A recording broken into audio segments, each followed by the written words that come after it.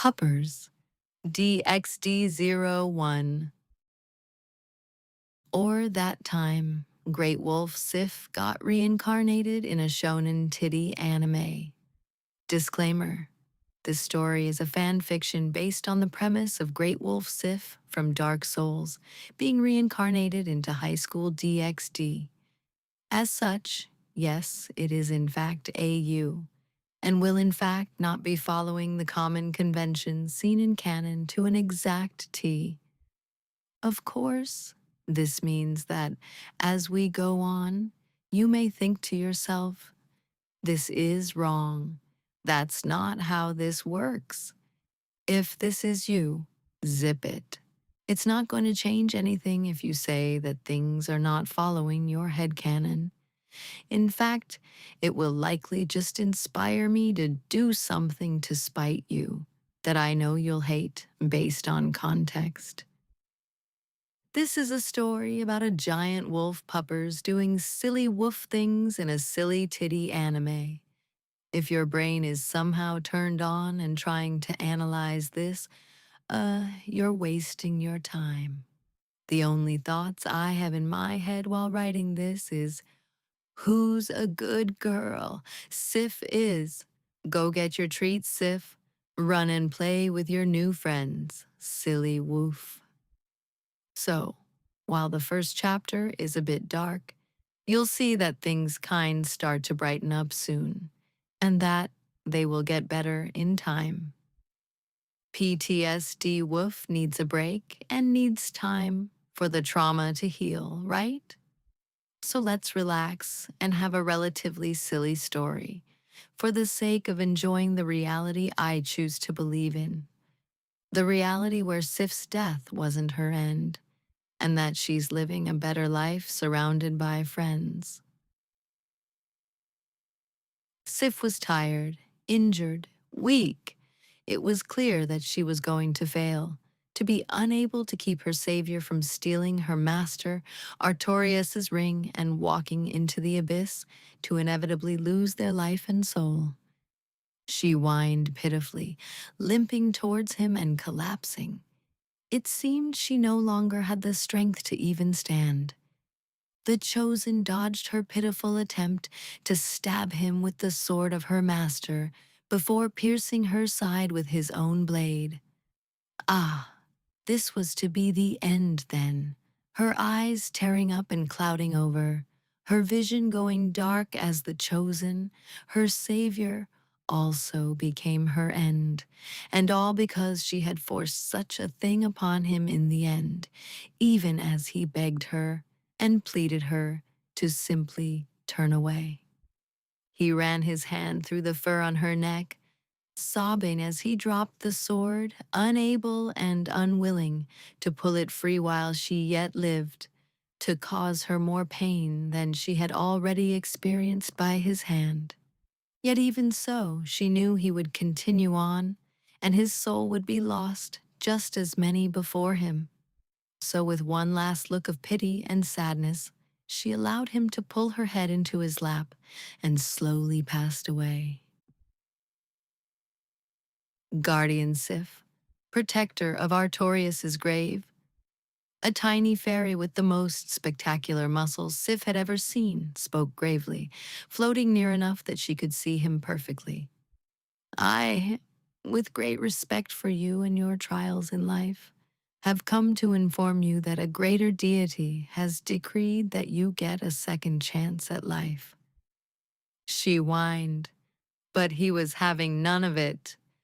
The goddess Aiko Akiyoshi has declared that Sif, legendary great wolf and guardian of souls, must walk the world once more and receive all the love of the people in this new world.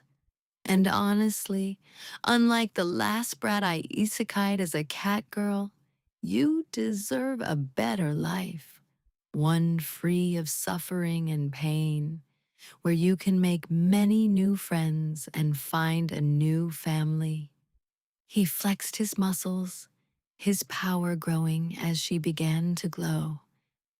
And so with the power granted to me by my muscles, I sever your tie with the world of darkness and send you into the world of bosoms and dreams.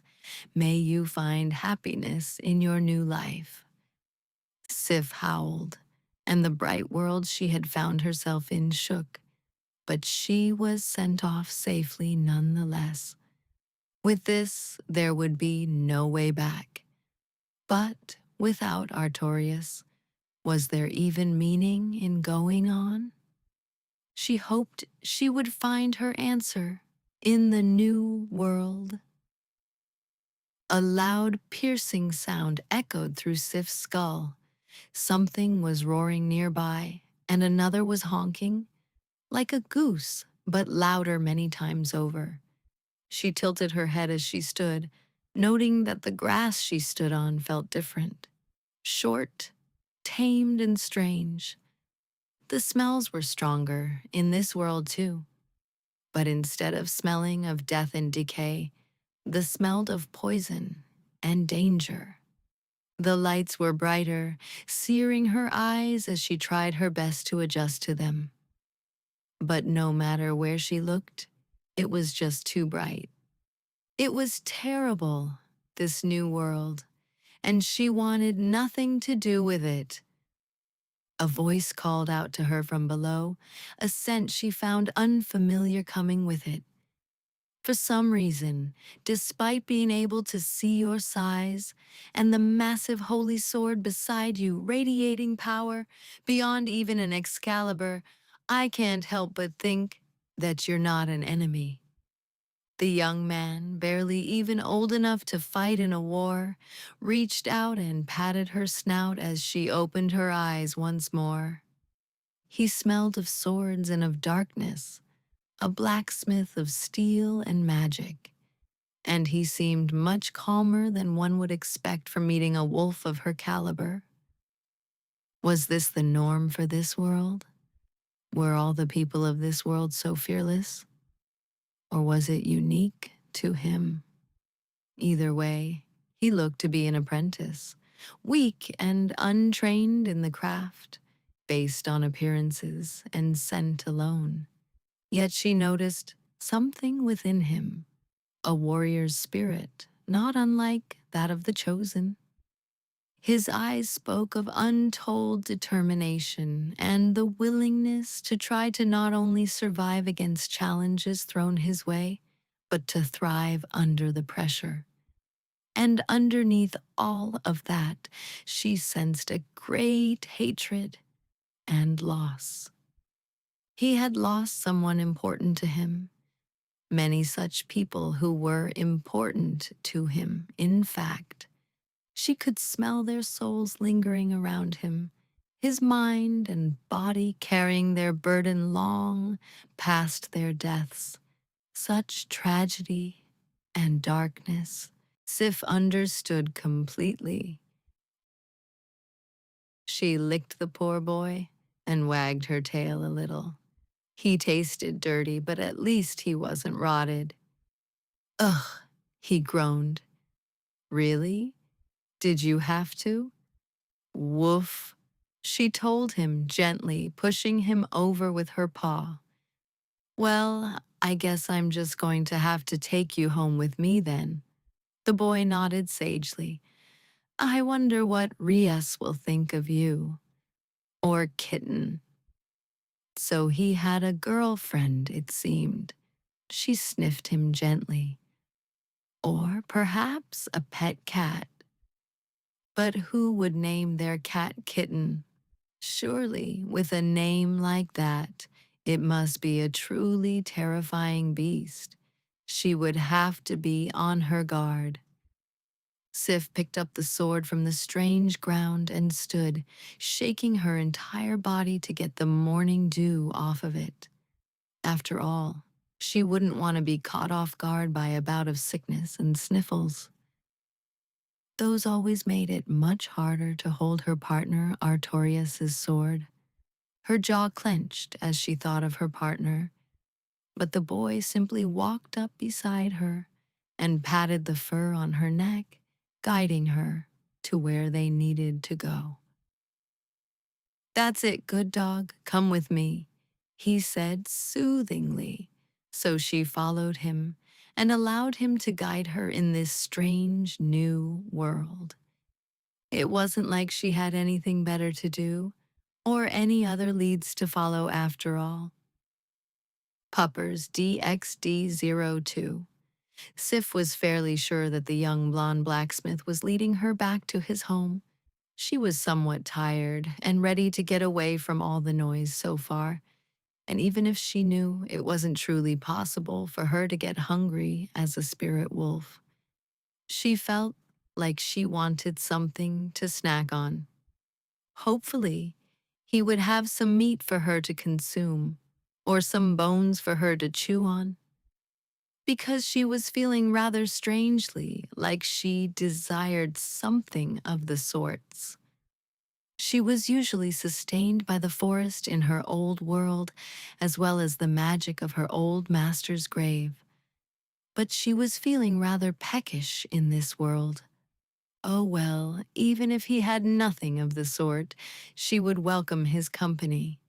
He seemed nice enough, she supposed. All right, girl, we're almost there, he told her gently, before pausing in thought. Do you think you can jump the fence without being seen? Sif looked at the fence in question. It was only up to her chest. She whuffed in amusement. It would be a simple task. The great wolf jumped over it in one leap and waited for him to join her. He was apparently faster than her, though, as when she turned to look, he was already on the other side of the fence, walking towards a nearby building. Come on now, I think Lady Rias might like to meet with you, he called to her, causing Sif to follow with a slightly more careful step. After all, if this was the home of his lady, it would certainly be a bad idea for her to make a poor first impression by trotting all over her flowers. And flowers were plentiful in these lands, flowers that didn't reek of death. This world was paradoxically both more and less clean than her previous world. In fact, she noted that after stopping to sniff a flower in her curiosity, she found that she only needed to sneeze and didn't find the scent repulsive. She sneezed, getting snot all over the poor blacksmith. He didn't look amused at all. I will need to clean myself up before we meet with Lady Rias, he claimed, and understandably so. Why don't you come with me and get cleaned up yourself? Eru? She asked, tilting her head at him cutely. Come on, we can't have you dripping snot all over the clubhouse. Kiba sighed. She followed along obediently.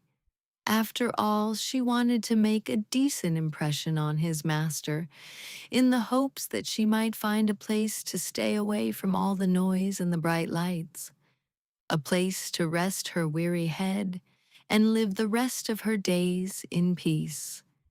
Because yes, that was what she needed in the end, or at least that was what she assumed.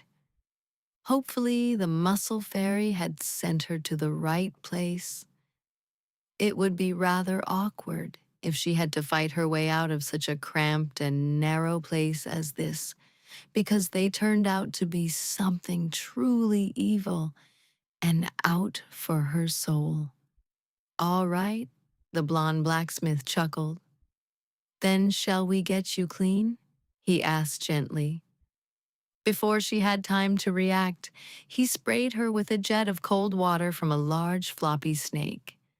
How devious, this form of attack. But it didn't hurt, so he was clearly only playing with her. She opened her mouth and tried to catch the silly snake, but he kept it out of her gasp expertly and washed the two of them off with an amused smile. At least the water was refreshing and cool, rather than stale and smelly. There, he smiled politely, using magic to dry them off. Now, let's go meet with Lady Rias. What a neat and useful application of sorcery that was. It would certainly make him popular as a maidservant. Or a butler, she supposed. But he certainly looked pretty enough to be a maid regardless. As they made their way through the home of his lady, she came to note the scent of a cat around the place. Sif was mildly curious, as it didn't smell all that dangerous, but she was willing to bet that it certainly smelled her the moment she entered the building. It was slightly different smelling than any cat she had noted before, but a lot of things smelled different in this world, so she was of no true opinion on the matter, especially since she wasn't entirely sure if the cats of this world might not like wolves like her. It would be strange, but it wouldn't be the strangest thing she had seen so far in this odd mirror world. Eventually, they stopped at a large set of doors, and the young man knocked on them with a look in her direction. She sat and patiently waited, while a few voices within responded. "Come in, Kiba." A smooth voice called out to them, and he opened the door with a polite smile, allowing her to follow after him. What an interesting name, though. Fang. Was he called as such because his blades were as much his fangs as her master's sword was her own? Kiba, the red-haired one said warily, a hint of warning in her voice. Did you bring a holy sword-wielding dog back to the clubroom with us? Yes, Lady Rias, he nodded. She seems quite friendly. Sif tilted her head and wagged her tail. Fortunately, it seemed Lady Rias was simply putting on airs and was actually rather excited. How marvelous. OMG, she's so cute, Rias exclaimed, practically teleporting over to run her fingers through her fur. Oh my, the other claimed, such a well-behaved girl, aren't you? Sif woofed, putting the sword down on the floor so she could greet them properly. It wasn't every day she got to meet people who were friendly and accepting of her after all. So polite, too, the black-haired one grinned, petting her along the chin. Ew, the last one said, having slowly got to the edge of the room to hide. Smells like wet dog. Of course, and I apologize, Kaneko. Kiba chuckled. I had to wash her off before we came in to meet Lady Rias, so there may be some lingering dampness. The apparently named kitten growled a little. Out, she told her, balling up her hand and pointing to the door with her other hand. I don't want to smell dog. Now come on, Koneko, the crimson-haired lady of the house tried. But Koneko was having none of it. Picking up her sword while they began to argue, she slowly trotted towards where she remembered the exit to be, only for Koneko to bolt after her, chasing her the wrong way. Not that door, you stupid dog. No, Koneko tried, but she found herself bumping up against a locked door in her fright and accidentally breaking it open. Cats were scary. Sweet Master Artorius, why were cats so scary in this world? But when she looked, the cat was frozen, and a poor young boy was shivering in a cube of flimsy materials like a paper crate. She walked over and sniffed his head before putting her sword down and giving him a big lick. Please don't eat me, he squeaked, causing Sif to look at him in pity and lay down beside him. Woof, she told him, rolling over so he could see her belly and know she was safe. Good doggy? He asked, slowly reaching out and petting her while avoiding her master's sword. Rawr, She rumbled at him, playing with him a little by messing up his hair with her tongue, while she wagged her tail happily. Heh heh, you're actually kinda cute, he giggled, and my power doesn't work on you, so. Aru? She asked cutely.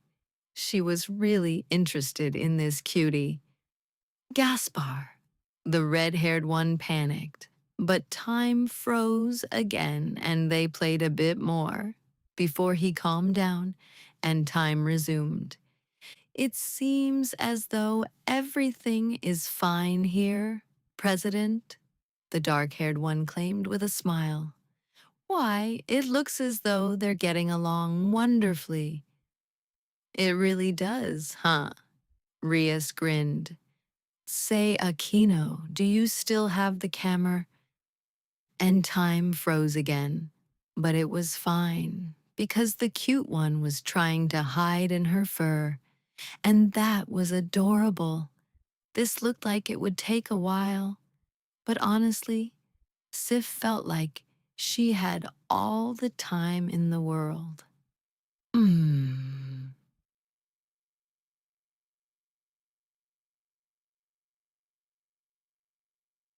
It was a fine morning on the first day back to class at Kuo Academy.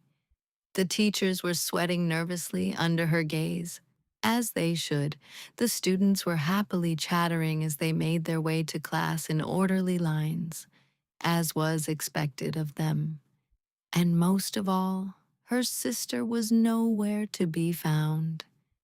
As such, she could even call it the perfect day.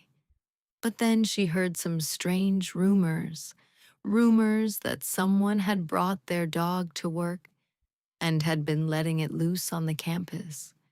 She was furious. It wasn't even a single day, and they had already done something as horrid as leaving a potentially dangerous animal unattended. How scandalous. Sona would make note of it and find who had left their dog off the leash before class, she figured. She just needed to cut through the school gardening club to get to the university's faculty building where the teachers usually started their days. After all, if she was to learn how to be a teacher, she couldn't tolerate them giving a bad example. Now could she? She might even have to discipline them herself. Her glasses shined with an ominous light and she chuckled to herself. Yes, I will have to see who. She stopped. Not even 10 steps into the gardens was a massive wolf. Holding a fucking holy sword with capital letters necessitated. That was on the level of the Excaliburs, if not greater. Yet somehow, even though this clearly murderous being was sitting there, glaring at people menacingly while she panted in the clearing, plenty of students walked up to the wolf and gushed over how cute and fluffy they thought she was, as though she was some kind of dog. Sona's breath hitched as the dog looked at her and smiled, tongue hanging out as though it was tasting the air. How utterly dreadful. This wolf seemed to have the ability to disguise its true nature and make itself seem more appealing to passerby. It must have been one of its hunting tactics. She was seriously concerned, but somehow she also could feel that it wasn't her enemy. So she called her peerage and had them join her out in the gardens to see what they could do about the giant wolf. I don't know, Prez, her pawn, Saji tried. It looks like it might actually be here for a reason. Maybe we should ask Rias about it. A reasonable suggestion. However, no, she said with a tone of finality. We cannot allow this beast on school property, especially in case the Satans were to catch wind of this. I see. Her Tsubaki nodded, understanding the hidden meaning perfectly. She knew her queen would understand the necessities of making sure her sister didn't see this without her stating out outer. Unfortunately, President, I think that we may be too late, she stated solemnly, causing her to slowly crane her neck around with a sound not dissimilar to a robotic creak. Who's a good girl? Seraphal Leviathan squeaked as she fed treats and water to the giant dog. That's right, you are. Kill me, Sona deadpanned. Nah, Saji sighed. Could be worse.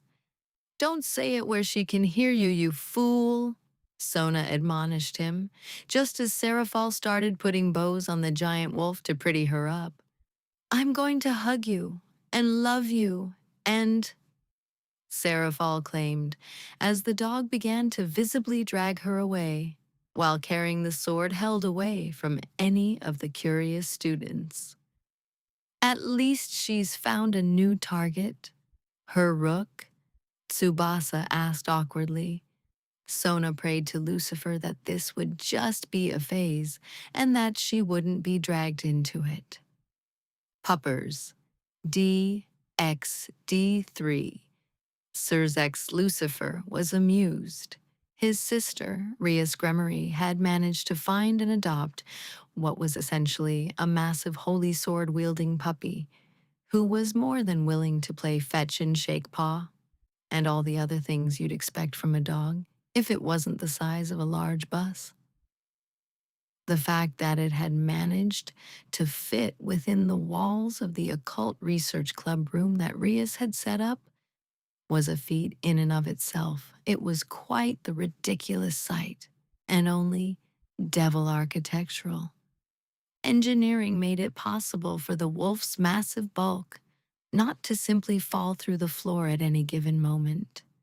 Still, even if she was a big puppy at heart, it was clear that she was much more intelligent than a mere familiar would be. The wolf was an asset, one that Rias would be a fool not to use against that brat riser. Hell, he even watched her cut an apple from a nearby tree for a hungry child, and cut it up with small, precise micro-movements so that she could catch them on the flat of her sword and dump the pieces into the child's lap without harming them. Considering she did this with a holy sword that was bigger than he was, it was quite the feat. Unfortunately, he knew a mere knight or rook wouldn't be enough to reincarnate the Great Wolf with how powerful she was. No, she would need a much stronger, more specialized piece to bring her into the fold properly. This was why he had taken it upon himself to gather a very unique mutation piece to exchange for Rias's free knight or rook piece, depending on her choice.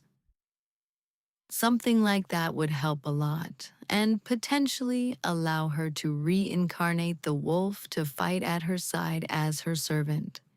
Should this Sif be amenable to it? And wasn't that a surprise? A certain gym buddy from the Fae happened to get in touch with him and mentioned her by name. The musclehead even implied that he knew where she was from and that she would do well if she had something to protect. Well, Sirzex was certainly more than willing to give this wolf something precious to protect. His darling little sister could certainly use such a thing. Of course, that didn't mean that he was going to force her to do so. No, he already knew how stubborn she could be, much to the detriment of her and everyone around her. Instead, he was going to do something quite underhanded and attempt to appeal to her anime side by convincing his friend Miyazaki to make a video game featuring the wolf. Surely, this couldn't go wrong. Still, he had made sure to call Rias and tell her that he'd be visiting to give her a present. Hopefully, she liked it enough to take his offers seriously. Rias sighed, looking up at her older brother as he swapped her night piece for a wolf fairy piece in her personal set. It was silly, and she was more than willing to chalk it up as him simply having seen her with the big fluffy dog she had collected and thinking that she wanted to collect a pet. But since he had told her what the wolf's name was, she heard him out, especially as her new fluffy friend actually responded to that name, and responded quite well to it even. But when he left, a large smile on his face as he exited the room, her mind shifted towards one Issei Yudu. The boy was cute. He liked to stare and peek at girls who could and would beat him half to death for the sake of something as simple as getting a look at their panties. He seemed incredibly driven to gather himself a harem despite all odds. Hell, Koneko liked him a lot because he smelled of dragons strongly enough to wash away the scent of Sif. In fact, Koneko had started claiming Issei as her own even after he caught her following him around and offered to take her for lunch. That the boy was apparently an amazing baker was enough to cause her cute little kitten to claim him for herself. And the boy was even a sacred gear holder of a powerful, draconic sacred gear. This was enough for Rias to consider if maybe, just maybe, it might be better to use the wolf piece on him instead. Surely it would be good for her peerage, especially with how much her cute little servant liked to play with the poor boy. It would be such a cute matchup. Besides, it wasn't like she couldn't simply turn Sif into her familiar in the end.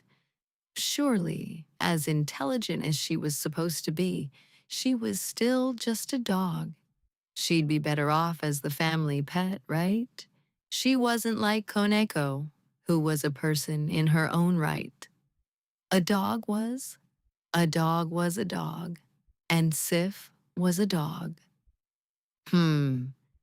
Maybe she should wait and see, though, because her brother usually had a point in these things. Meh, she'd hold off for now. Maybe something would happen, and it would help her see what she needed to do in the end. But for now, she was simply content to watch her favorite pervert mysteriously from the occult clubroom window and wait for him to notice her. Because having him become her little Koneko's boyfriend was beyond ideal, but she wanted to see if she could borrow him from time to time. Who knew? Perhaps he was like a bad dragon. That would certainly get the slime ball she was betrothed to angry, right? Koneko was pissed. There was a fallen hanging around her boyfriend, even after she had invited him to her home and taken him out for dinner at the local McDonald's. He still got seduced by some fucking pigeon somehow. Seriously, dude, what the fuck? So she followed him and saw the way he stared at her tits, moving through his date with her, and watched as she did her best to isolate him and keep him from being near her long enough to steal him away. But then, the Fallen took him to a park that smelled like dog shit and created a barrier, trying to keep out any prying eyes. Kaneko slipped in easily, and so did fucking Sif for some reason, who was watching the fallen bitch with a glare as she slowly approached from said fallen's blind spot. Come to think of it, wasn't Issei pretty much always bringing food for the dumb dog? Huh, Sif might just be on to something. Maybe she should pay attention. As she thought this, the fallen fucking showed her true form and launched a spear of light at Issei. No, she wouldn't be able to make it in. A loud clang echoed throughout the area as Sif blocked the spear of light with the sword, absorbing its energy into the blade before launching a wave of pure compressed air at the fallen, slicing her in half from crotch to neck, before turning the blade mid-stroke and decapitating her. It was such a masterful stroke that even with her advanced senses, the only reason she had managed to see what the wolf had done was because she had accidentally tapped into her senjutsu to see what was going on after it had already happened. It was insane, and it would allow them to identify her boyfriend's attackers without issue. It was almost as if Sif knew what she was doing and was actively trying to help her. Sif picked up the head by its hair and made her way over to Koneko, leaving a shell-shocked Issei to stand there, his pants soaked in. Oh, that's not piss. Huh. If he's that much of a pervert, maybe she'd be able to rough him up a bit and have him realize that he was hers, and he'd actually like it. She blushed and filed that thought away for later. Taking the offered head from Sif, she stored it away with her devil magic and called for Rias. And while this happened, she made her way over to Issei with a sigh. This is why you don't trust random girls just because they have tits, dumbass, Koneko told him, taking his hand and placing it on her chest. Besides, aren't mine good enough? They'll get bigger, you know? Sif picked her up by the back of her hoodie, placing her in Issei's arms casually. The boy hugged her tightly, and she quickly realized that yes, this was what she wanted. Him just holding her in a non-lewd way and crying into her shoulder. And then they were both lifted by Sif onto her back. Then with a huff, she bounded off to the ORC with them. Massive fuck-off sword in her mouth and everything. How did people not freak out over this? Puppers. DxD4. Hmm. Should I or should I not? Rias Gremory sighed, playing with the wolf fairy piece as she thought about what her life had become. She turned the red glowing piece over in her hand a few times, weighing the pros and cons of inducting a literal wolf into her peerage, and how that might look to her peers in the long run, especially when it would be so much easier to just take her as a familiar. Sif was basically just a dog after all. She didn't have the level of sapience required to become an active member of the peerage, and simply wouldn't understand what was expected of her. Sure, she was a little smart. What? With how she managed to help that poor kid down from the tree the other day by fetching a ladder and climbing up after them, or the time she stopped a car robbery by sitting on the thief and barking. But she wasn't that intelligent. Really, any dog could keep a kidnapper from stealing a little girl by blowing a rape whistle that the girl dropped while chasing him down in his white van. It was simple, probably. Oofufu. Akeno laughed at her gently. Are you still trying to justify using the wolf fairy piece on anyone other than our favorite wolf, Sif?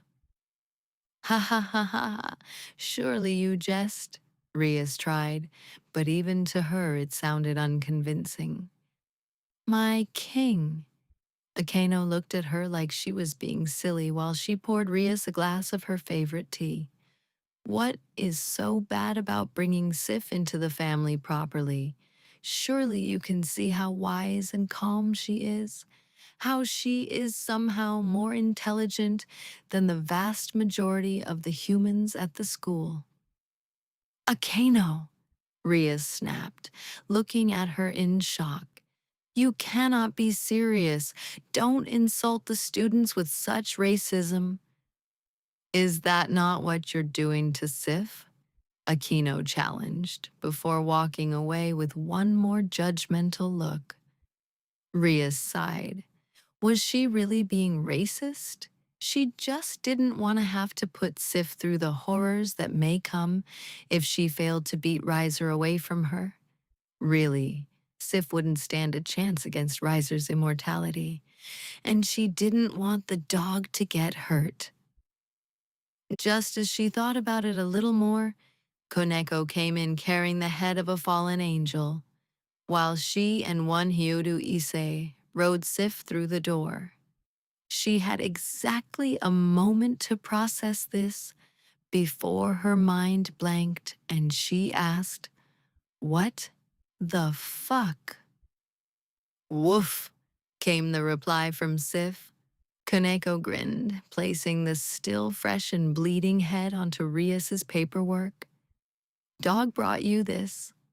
Rias looked at Issei, who looked as though he was extraordinarily uncomfortable, and then back at the rest of them with a sigh. "I see," she groaned. Why couldn't this have been simple? Now she really couldn't take Sif into her peerage. At least she had a genuine reason to say no now. "What the hell was that?"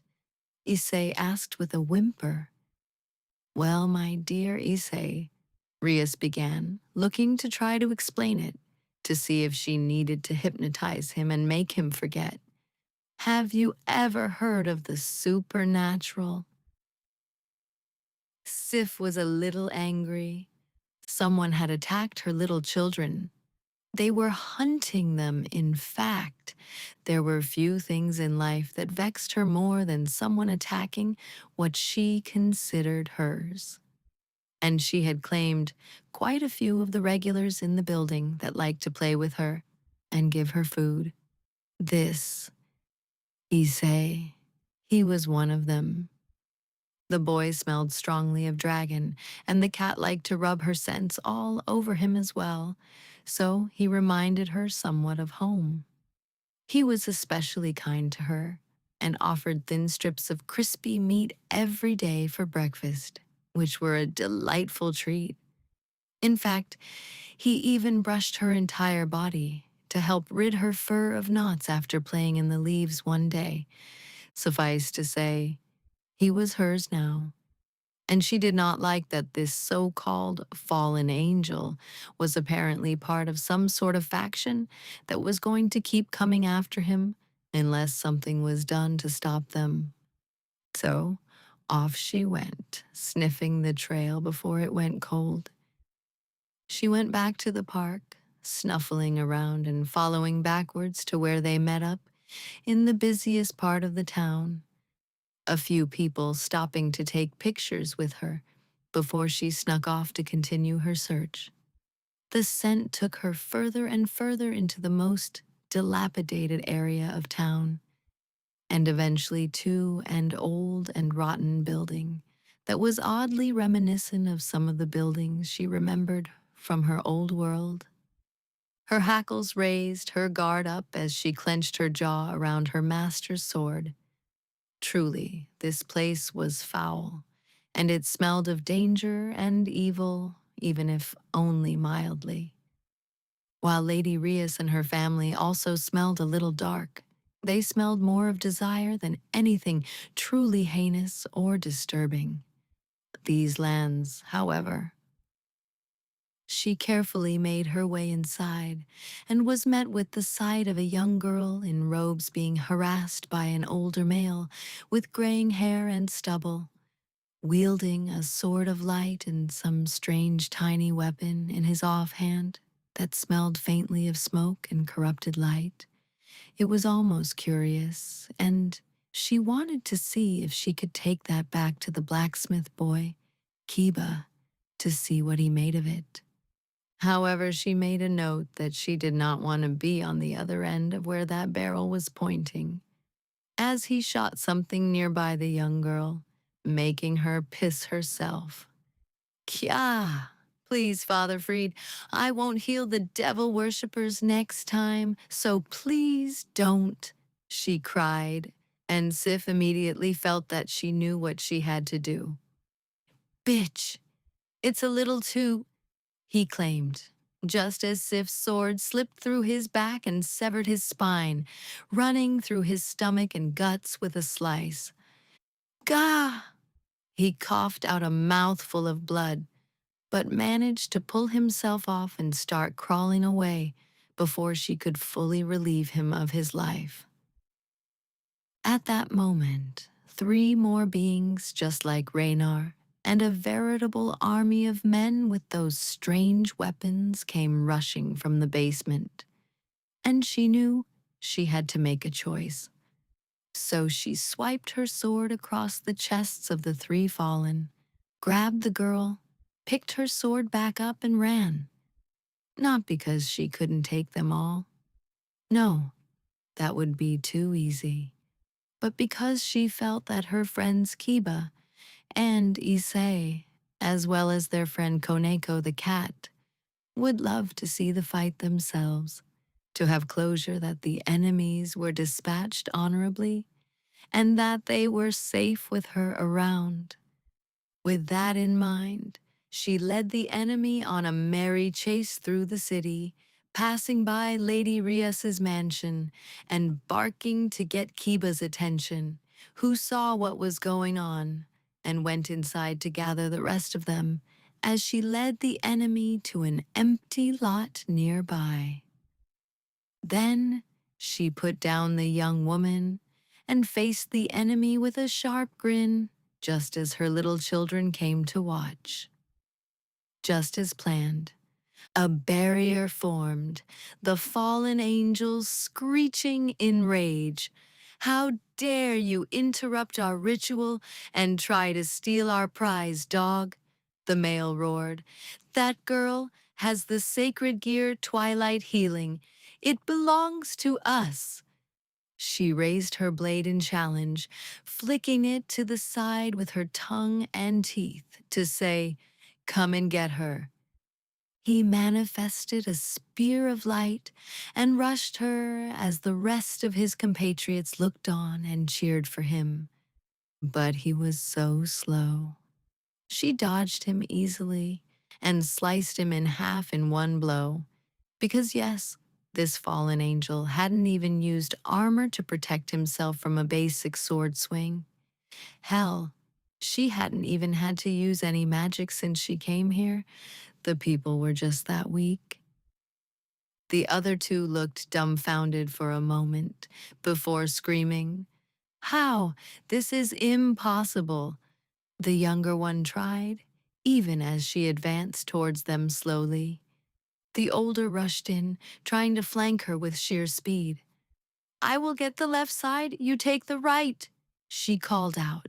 But the younger wisely stayed out of reach while she cut the wings off of the older one with a slight application of sharpened magic, just to see how they reacted to it. The older one dropped to the ground and was knocked unconscious by the flat of her master's blade. And then there was only one.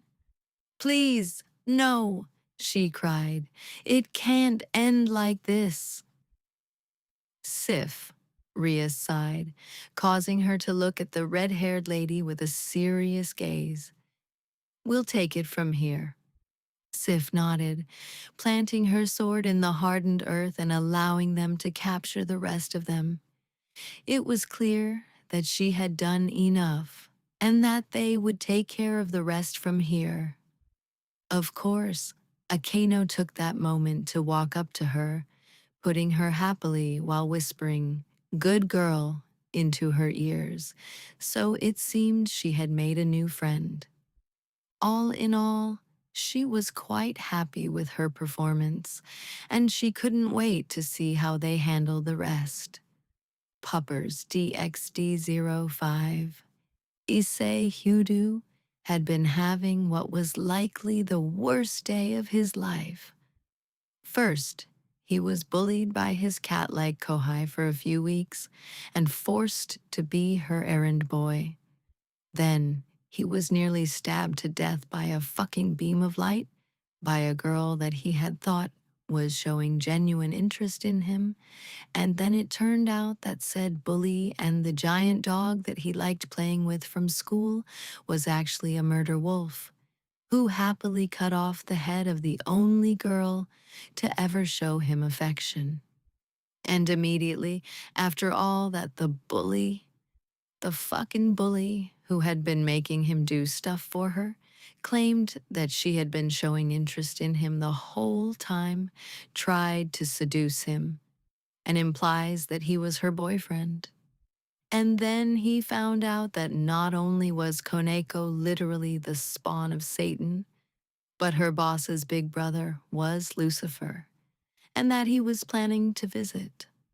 All while that fucking dog went and killed the rest of the friends of the only girl to ever show genuine interest in him. Because if she didn't, he would fucking die. Yeah, he was feeling a bit wrung out. And that wasn't because of the poor nun who got dragged into all of this, who was praying for their very souls at the moment while clinging to him. He fucking joined her in the prayers because it apparently made the devils uncomfortable. I may not understand Italian, God, he said, holding on to the only ray of light in this dark world, but I will do my damn best to learn it if I get out of this with my soul intact. Rias Gremory's eye twitched. Good. Served her right to be annoyed after all her demons put them through. You know, there isn't much we can do for you if you aren't willing to join us, the little sister of Lucifer claimed. We'd just have to erase your memories and send you on your way, and hope that no stray devils or fallen exorcists come by to kill you or worse. Is that supposed to convince me? Issei asked, his voice raising as the poor sweet little nun clung to him harder. Seriously? You have to be joking, right? No, Issei, I assure you, none of what happened to you today was a joke, she said, biting her lower lip a little as she looked at him sadly. Then why me? Issei asked, his eyes filled with tears. Hey, don't cry now, she tried, looking around frantically like she was worried their tears would turn into holy water. After a moment of flailing, she seemed to look at him with an appraising eye and ask, Wait, you like boobs, right? She asked, looking as though she had just realized something important. If I let you see my devilish boobs, will you calm down? The poor nun grabbed him and shoved his head into her chest so that he couldn't see Rias's. It was probably to save his life. Maybe it was better this way. Truly, God was a forgiving bastard. Rias, a new voice claimed, walking over to them with a sigh. What are you even doing to these poor kids? Eh? She seemed to freak out a little. Please, Rias, sit down, shut your mouth, and allow me to offer them the protection of a Satan and the House of Gremory, so that they don't simply decide that we're evil out of spite. Sorry, Rias audibly pouted. He pulled away from Asia to look at the new devil and winced. The man was a damn pretty boy. So, as you may have heard, Sirzek sighed. This was all a major fuck-up that should have been handled better on our part, he claimed, running a hand through his hair. As such, we are more than willing to extend an olive branch, so to speak, by offering to protect you from the supernatural beings like the fallen angels, who are no doubt hunting you both to extract your sacred gears along with your very souls, and use them to empower themselves in a horrific manner. The nun flinched at that, holding on to Issei tightly. She seemed to know something about that based on her reactions. We may be devils, but the theft and consumption of souls has been considered barbaric and has been outlawed for well over a millennium now. So we do not take kindly to those who would attempt to do so on our doorstep, the man told them. So rest assured they will be dealt with permanently if they attempt to come after the two of you while you live within our lands and follow our laws. What laws? Issei asked, morbidly curious as to what those might be. The poor nun freaked out a little, but he head patted her until she calmed down. It's pretty simple, Sirzik stated. Only kill in self-defense. Don't cause problems you can't deal with unless you have backup there who can. Don't steal unless you're willing to defend your own stuff from being stolen and respect other people's kinks. If someone wants to have a harem with 100 women, it's not anyone's business but theirs. Harem? He asked, instantly interested. Why, yes, Issei.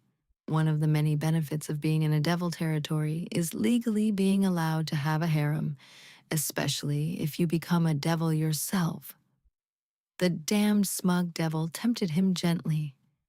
Huh. He shivered at the thought of having a beautiful harem of women at his side and peeked at Rias and Aquino, who were right there, smiling at him. It's only natural that a high-ranking devil would be able to have as many women as he could satisfy. Is it not? He asked coyly. Ah, shit. He was hooked and he knew it. The poor nun in his arms began to shiver uncontrollably, likely terrified for her life. He knew what he had to do. Can I have some time to think about it? He asked, holding the girl in his arms gently.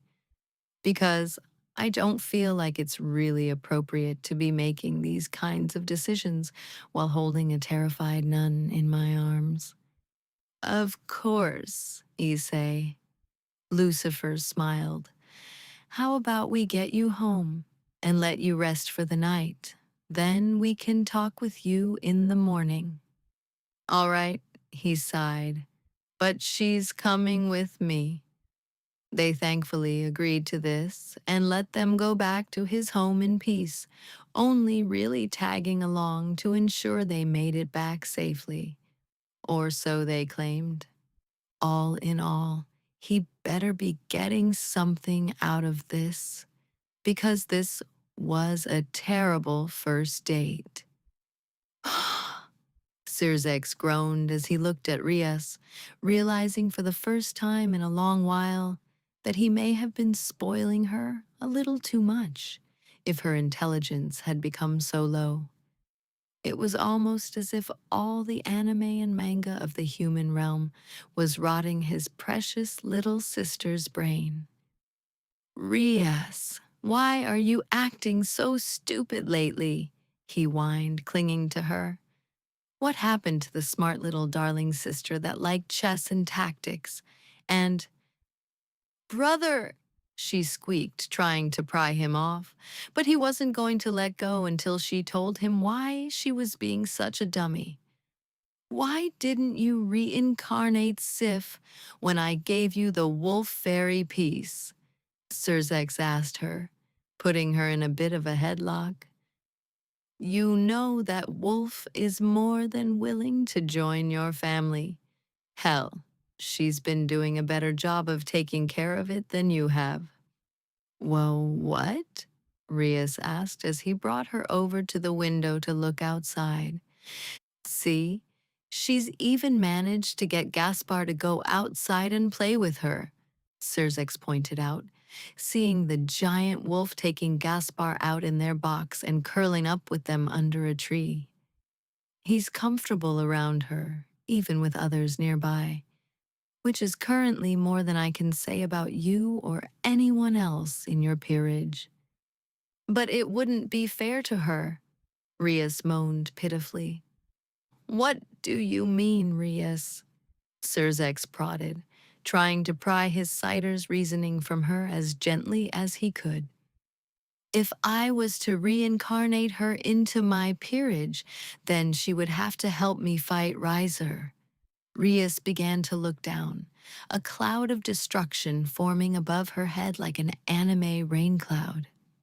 Could I even force the literal best thing that's ever happened to my peerage to fight and be hurt against someone so strong? Rias, Serzex took his sister by the shoulders. That dog would fucking destroy Riser, he told her. What? She tried, only for him to cut her off. Serzex looked her in the eyes. No, Rias, I'm not joking. The dog could conceivably win against me in a straight fight, judging by her power alone, not even accounting for her sheer skill. Riser is literally nothing more than a spicy chew toy for her. Huh. Rias looked at him with a curious gaze. You're not saying this to make me feel better, right? She asked. No, Serzex told her bluntly. Just go reincarnate the damn dog already, sis. You'll need her. And she wants this. All right, Rias sighed. But if this goes wrong, I'm blaming you. Nothing can possibly go wrong. Serzex chuckled. All four Satans made sure of it. So let's call her in and begin, yeah? All right. Rias grinned and called everyone in. Sif, guardian and protector, blessed spirit wolf of the Holy Blade, will you take my wolf fairy piece and live by my side as my own protector for all of eternity? Rias asked, holding out the piece with a smile. She was certainly nervous, but Sif simply woofed and licked her face, the piece falling out of her hand before the ritual could be completed.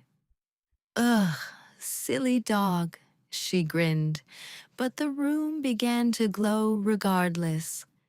The piece slowly but surely floated over to Sif's sword, where it sunk in and began to glow ever more brightly than before, a ghostly form emerging from the blade as the ritual completed itself. And when it was finished, a spectral hand patted Sif on the head, the sword floating over to settle beside the giant wolf in the ground. I may be a ghost, a mere memory of the man I once was.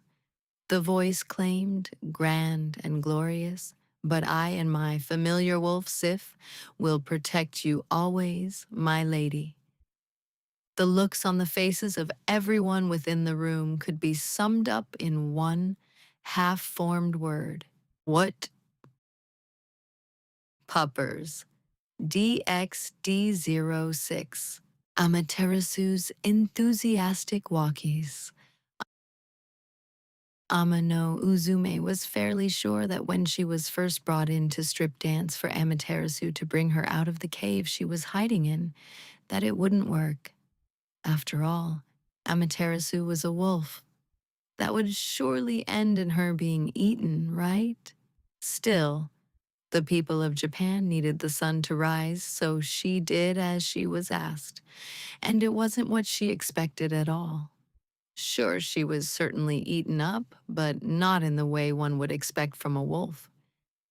And since that day, she was firmly settled in as the caretaker of Amaterasu's furry form, when she was in a particularly fuzzy mood.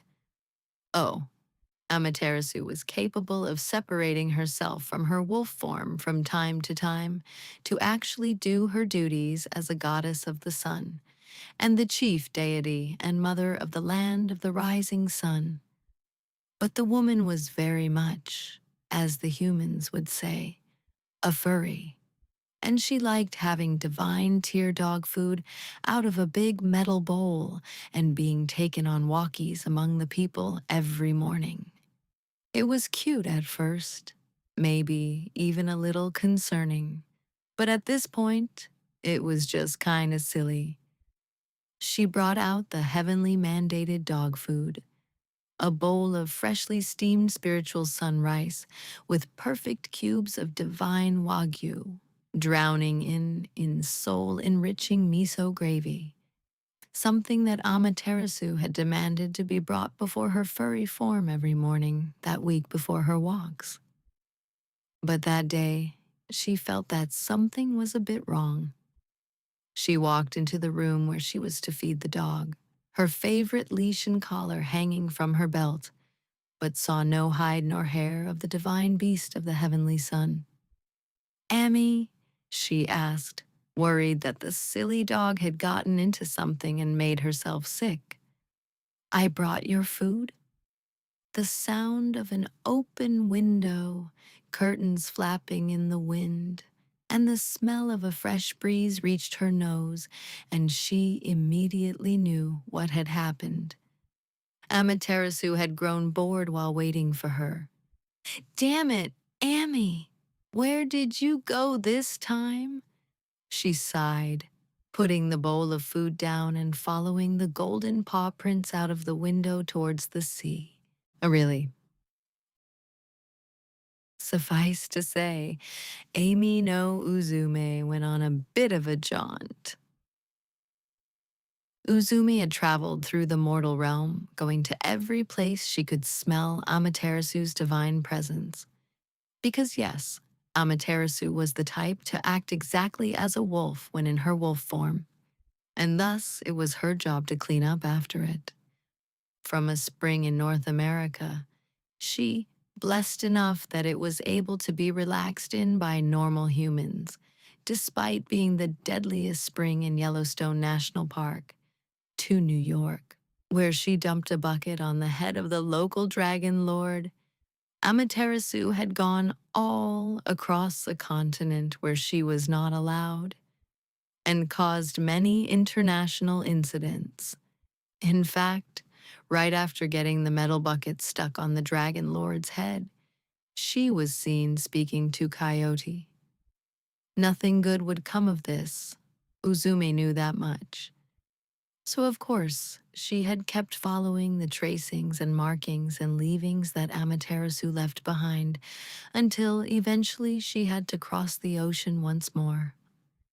Right up until she found herself back in Kuo Town, a land rented from them by the devils to help educate their princesses in the way of humanity. Or so they claimed the current reasons were. Of course, she had no true qualms against such a thing, as Amaterasu had judged them worthy when they sent her a copy of their latest anime and a new dog bone. Well, she wasn't one to judge them for bribing her goddess, because they at least knew what she liked. After a while of walking, she heard the sound of a pair of dogs playing and barking happily, a musical note to it that made her heart flutter. Her breath hitched, and she smirked, making her way into the courtyard of Kuo Academy to meet her wayward charge. Yet when she arrived, it was to the strange sight of not one, but two wolves of varying sizes, one massive and traditionally colored, and one normal-sized with red markings. How peculiar. "Amy, it's time to go home now," Uzumi chuckled, holding out the fluffy goddess's favorite collar and leash. "Aroru!" Amaterasu whined, but rolled to her feet and padded over nonetheless. "Yes, yes, my dear, I know," Uzume grinned. "But you asked me to take care of you, so I'm going to have to feed you properly and give you a bath at home now, okay?" The response she got was one she expected, a lick to the face from a silly wolf. What she wasn't expecting, however, was for her new friend to join in. "Woof," she heard from the bigger wolf. She huffed. "Okay, now I need a bath too," Uzumi grumbled good-naturedly. "But at least the divine springs should be free this evening, so let's go, Emmy." With that, Amaterasu padded over to her and allowed her to put the collar and leash on her while they walked back to Takamagahara. What would await them there was a tale for another time. Puppers, DxD7,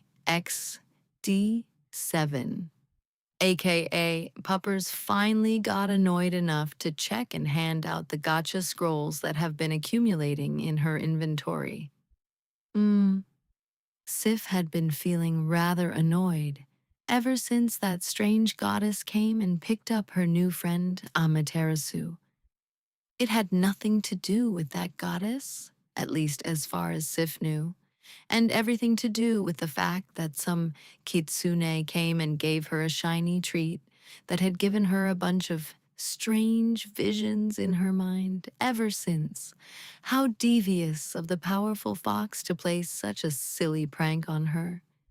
The visions always told her a message, using words and platitudes she understood, but ultimately wanted nothing to do with. After all, why should she gamble for more power when she was content and happy, well-fed, had her master and best friend back with her in spirit, and had made plenty of new friends and apprentices? It was just nonsense, and she figured if the fox got bored enough, the visions would go away. But apparently, the fox had more patience than she did, and was very willing to be persistent and annoying about things. In fact, the fox's messages started including things like showing her what she had gained for some nebulous rolls made on her behalf that were stored as gotcha scrolls nearby her that would follow her until she did something about them. Apparently, it didn't even matter what she did with them. So long as they were used by someone, the fox would be satisfied that they were being used in some way, shape, or form. But they were still annoying.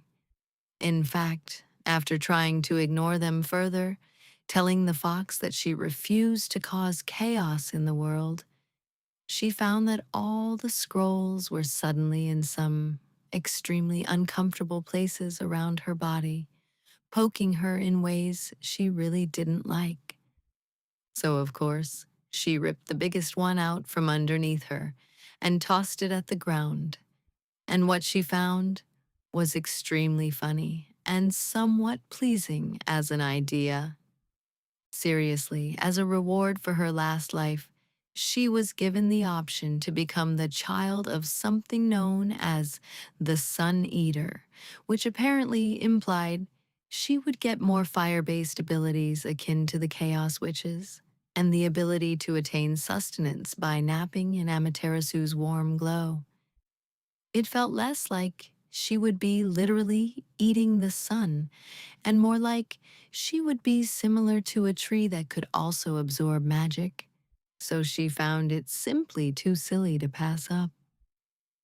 It would be the perfect thing to use to play with Amaterasu, and even gave her some strange extended family members like this skull fellow that she may be able to play with sometime.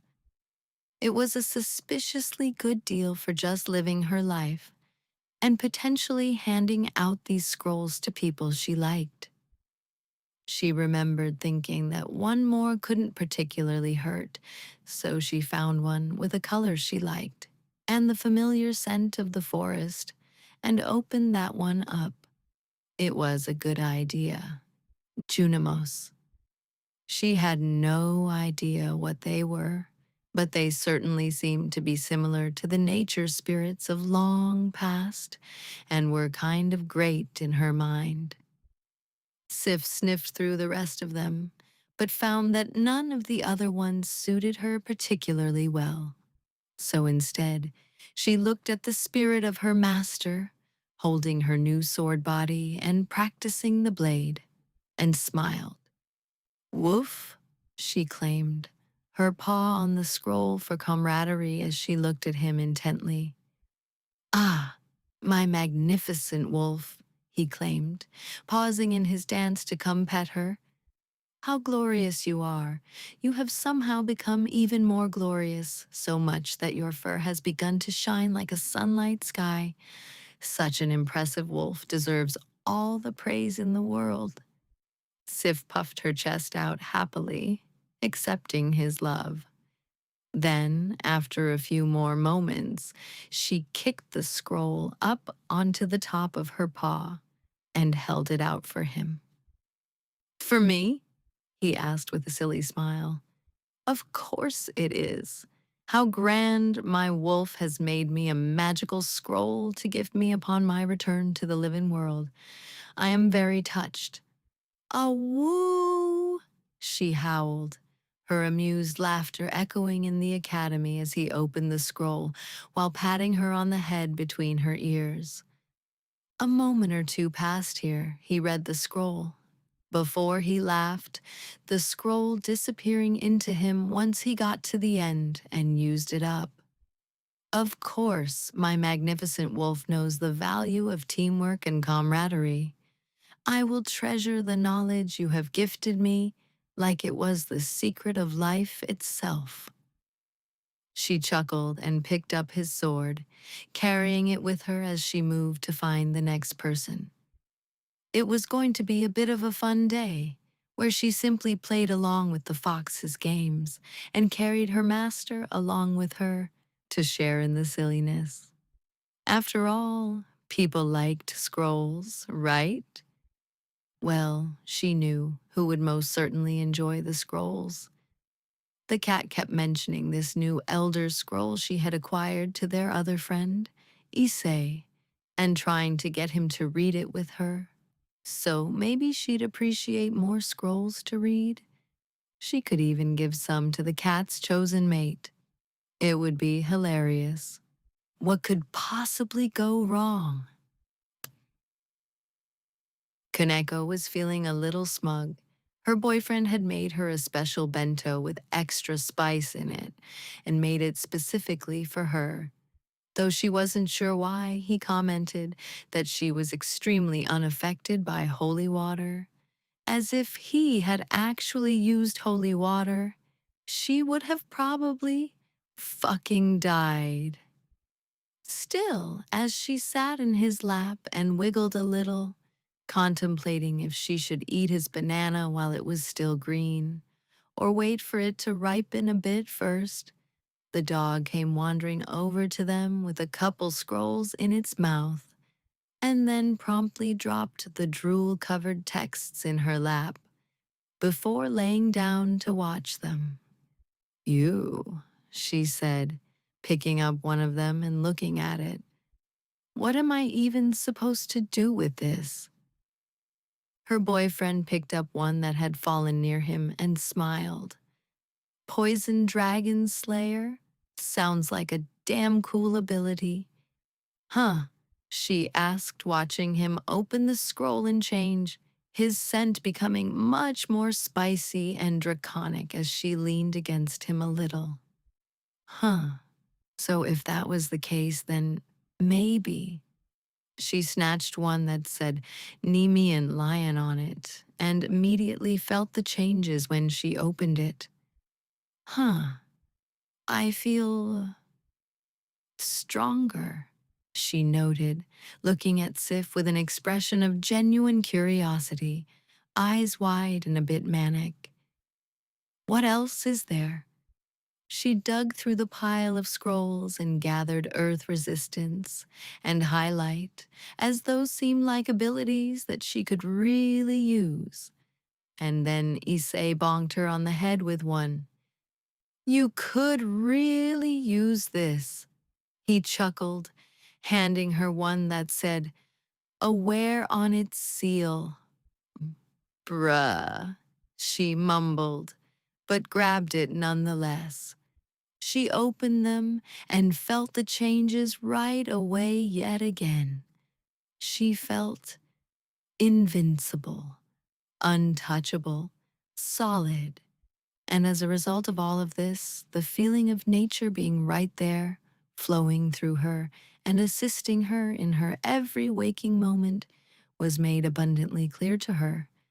which she had never really noticed somehow, despite it being dead obvious that she couldn't simply remove senjutsu from herself by not using it.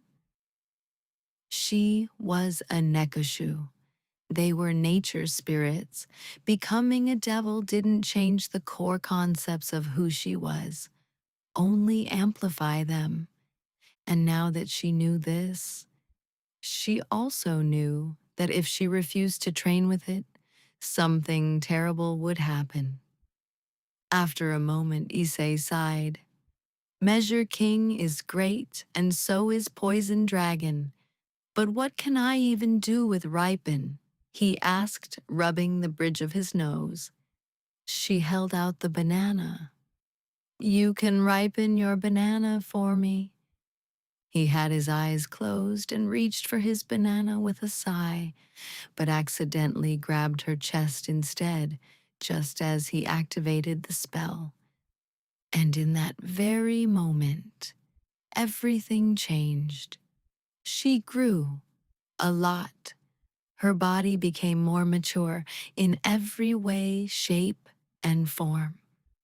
And then she looked down at her boyfriend with a throaty purr, enjoying his reaction to her much more desirable form. That, she chuckled, was very nice, but don't do that again. Holy shit, he said, looking at his hand. I have become the MILF maker. Issei? She asked him, not sure if he was listening to her or not. Hell yes. His yell spooked the dog, who ran off with a bark, looking very confused. And also, was it just her, or was that dog laughing? Ha ha ha ha. I don't know about that. Gasper giggled, his voice breathy as he turned down the 1,000th date offer that stream. I'm pretty sure my boss would be sad if I married any of you boys. Sorry. The chat went wild, eating from the palm of his hand as he played with them a little, enjoying the feeling of their love for him, flowing into his bank account and filling his contract reserves up just by dressing cutely and playing video games with people on the internet. Oh, he also did hacking and tech support, but that was for his nighttime job. Daytime was when he streamed, since he didn't exactly need to sleep. Seriously, his fans asked a lot of him, but at least this way, he didn't have to accidentally hurt any. The chains on his door fell apart again, and the barricade behind it was pushed in, despite it being anchored to the opposite wall. What in the devil was that dog doing during his stream? It was going to be a disaster. Sif! No, bad dog, irresponsible dog, he yelled as the wolf dropped a couple drool-covered scrolls in his lap and licked his face before walking off with a huff. When he looked back at chat, his eyes wide, they were going crazy. They thought he was a fairy. Probably the best outcome he could have gotten from this. But it was still bad. And there was only one thing he could really do. How did you know? He whined, before looking down at the scrolls when Chat pointed them out again. Yeah, I guess I should really open these, huh? He chuckled. After all, what if it's something my boss wants me to look at? He groaned. But did she really have to drool all over them? It's so yucky. A scroll named Greater Telekinesis and a scroll named Father Time. Gasper cringed. This better be good. Swing, swing, swish, swing, swing, slam. The blonde knight, Kiba Yuto, practiced day and night, testing his newfound ability to create holy blades ever since Artorias and Sif had begun training him. It was a profound feeling, one that angered him more than anything. but that he knew he would have to work through for the sake of his master. Ria's Gremory had saved his life when he needed it most, promising him revenge against the church, though she had yet to allow him to follow through with the second half of that promise. Swing, swing, swish. Swing, swing, clang. He jumped as his sword was suddenly intercepted by Sif's blade, the giant wolf padding over to him and dropping 3 scrolls into his arms, while he attempted to recover from Artorius's block. "My brilliant wolf has brought you some scrolls," the knight grinned. "Be sure to read them in their entirety before we begin today's lessons."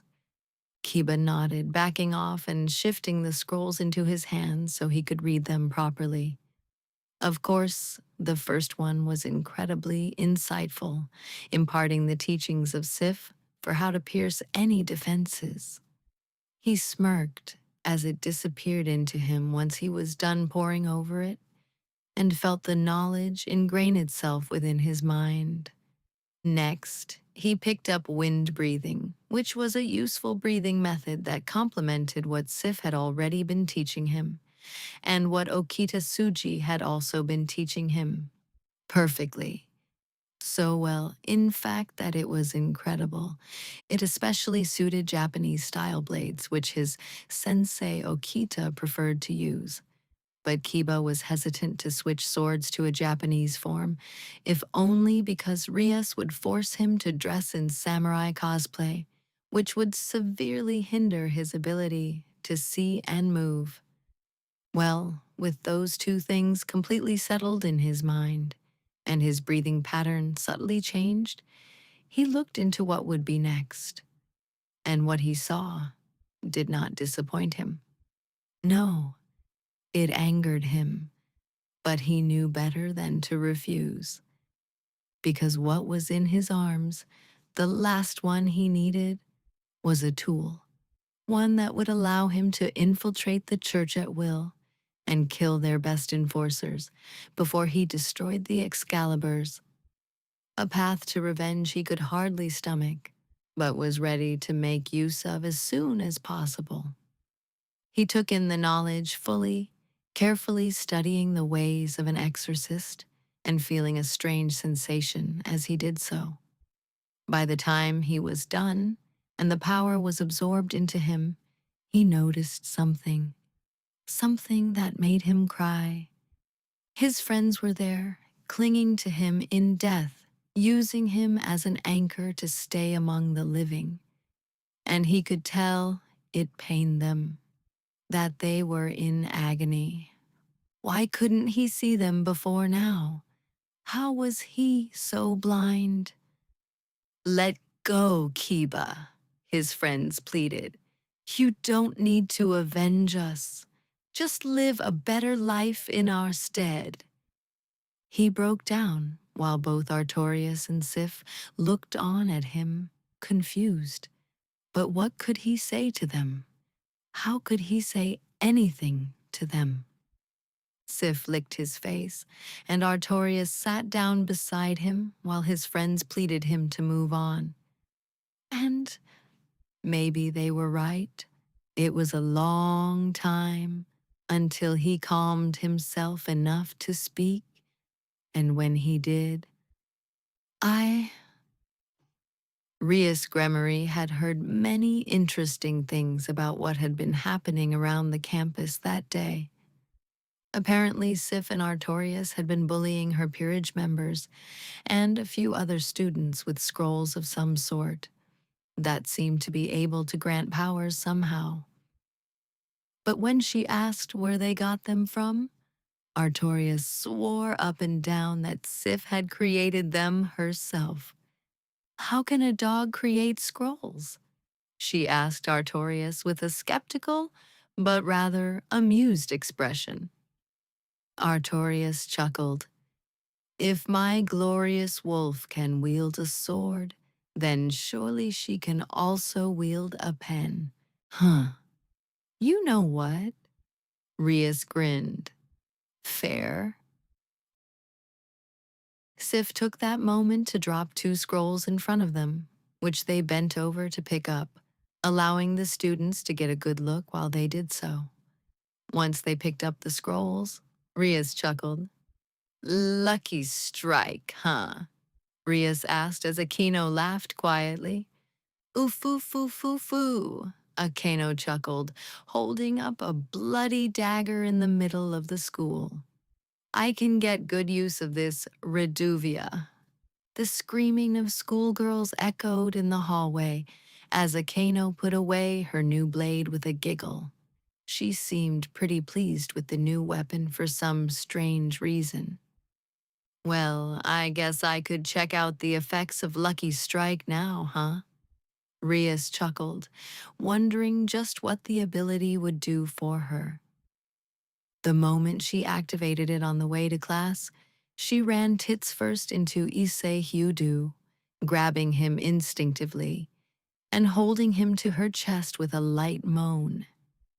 After a moment, she realized what she had done and let him go, the poor boy looking up at her with a misty-eyed expression while he spoke.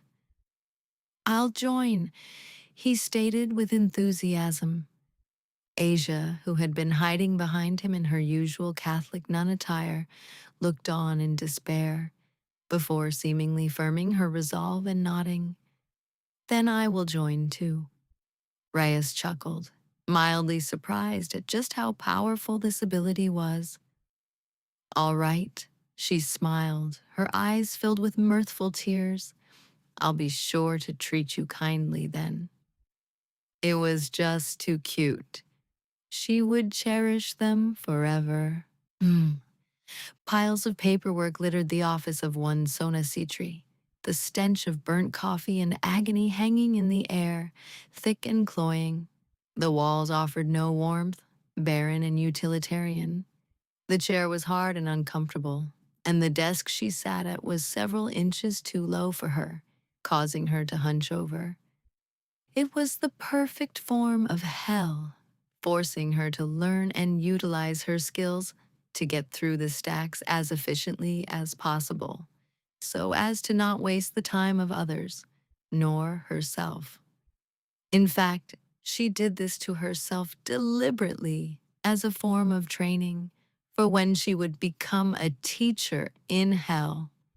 Yet, for all that she did to make it harder on herself, she was still kind enough to the others in her peerage to offer them better chairs, a larger table to work at with adjustable desks on top that they could set at any height they wished for. And rather than harsh fluorescent light, she offered them mage lights to help with their work, as well as personal laptops to get things done with. But while they had all those comforts, she did not. Thus, she had to stay behind at least an hour longer every day to ensure all her paperwork was done to her standards. Her sister told her that all of this was unnecessary, draconian even, but that was exactly why she was doing it. Because if she managed it under these conditions in an unfamiliar land, then surely she would be able to do better as a teacher when things were simpler and easier for her in the underworld. Why, as she looked out the window, she could see her plan coming to fruition. What the fuck?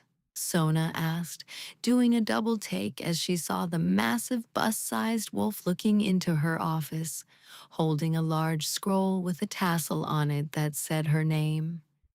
She slowly got up, opening the window after the dog pleaded with her, pawing the window and showing her the tassel.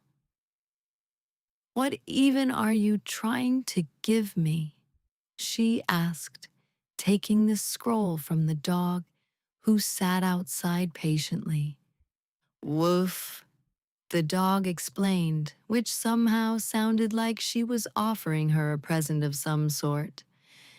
Sona looked at the scroll and frowned. On the seal, it said one word: scavenger. Why would I need a technique called scavenger? She looked at the spot the wolf was, seeing nothing but empty space, and then she looked back at the scroll. Does she want me to dig through the trash? She looked down at her chest with a twitch of her eyebrow. Does she think I can't feed myself? Sighing, she opened the scroll regardless, just in case it was something useful that she could teach others, and promptly decided that maybe Sif wasn't as terrible as she seemed. This could be useful. Puppers, DxD8. Kiba knew he was being taken seriously for once in his training. One might ask how he came to this conclusion, and they'd probably be right to ask, especially if they looked into his training without the contextual knowledge required to know just how badly he was being treated like a child. He blocked a heavy strike from the giant wolf, his arms shaking as she pinned the sword through the ground between his feet before launching him into the air with the flat of her blade. But when he was flying through the air, she jumped up, leaving her sword behind to give him slobbery kisses midair, to punish him for his mistake instead of slamming him back into the ground painfully. It was embarrassing and much more effective than mere pain for a motivator. Something he had come to learn was very deliberate. Ah, I see you have yet to use your new holy magic to enhance your muscles. Artorius grinned, floating over to him as he landed on the ground. Truly, you will only be able to deflect my magnificent wolves. Strikes if you learn how to use the holy parry technique regardless. But at the very least, you might not take damage from a full-strength block if you learn to enhance your tiny body to its limits. Let me guess, you've had experience with this too? Kiba asked with a sigh. Of course, Artorius grinned, patting his wolf. I once was besieged upon by a massive wingless drake who had carved themselves a stone sword as big as I am now for battle against superior foes. He made grand gestures like he was narrating a fantastic tale. I did not have my holy shield at the time, so I only had my sword skills to rely upon and a much, much smaller blade to use to parry the behemoth, just so I could avoid being torn in half by the massive stone monstrosity that was the Drake blade. Huh, he might actually have something there. Maybe he could learn this technique. If you continue your training, then one day, you too will be just as powerful as I was in life. This I swear to you, young blacksmith. Artorius grinned, patting Kiba on the head. That would be nice. Yes, it would certainly help him a lot in his quest to get revenge against the Excaliburs. After all, if he could withstand Sif's blows, then he could simply shatter Durandal, let alone the Excalibur fragments. All he needed to do was continue his training then, until they were completely satisfied and he could fight on equal level to them. You can do it, Kiba, Koneko called out from the sidelines in a deadpan tone, eating her bag of chips one at a time. Just get good, Kiba. Dodge, roll, and parry. Use your iframes, Kiba. There is no invincibility in real life, Koneko, Issei told her with a sigh.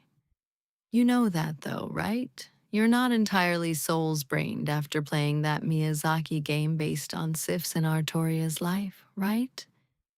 They killed the dog, Koneko pointed out. It just proves that she can be beaten if you know her attack patterns.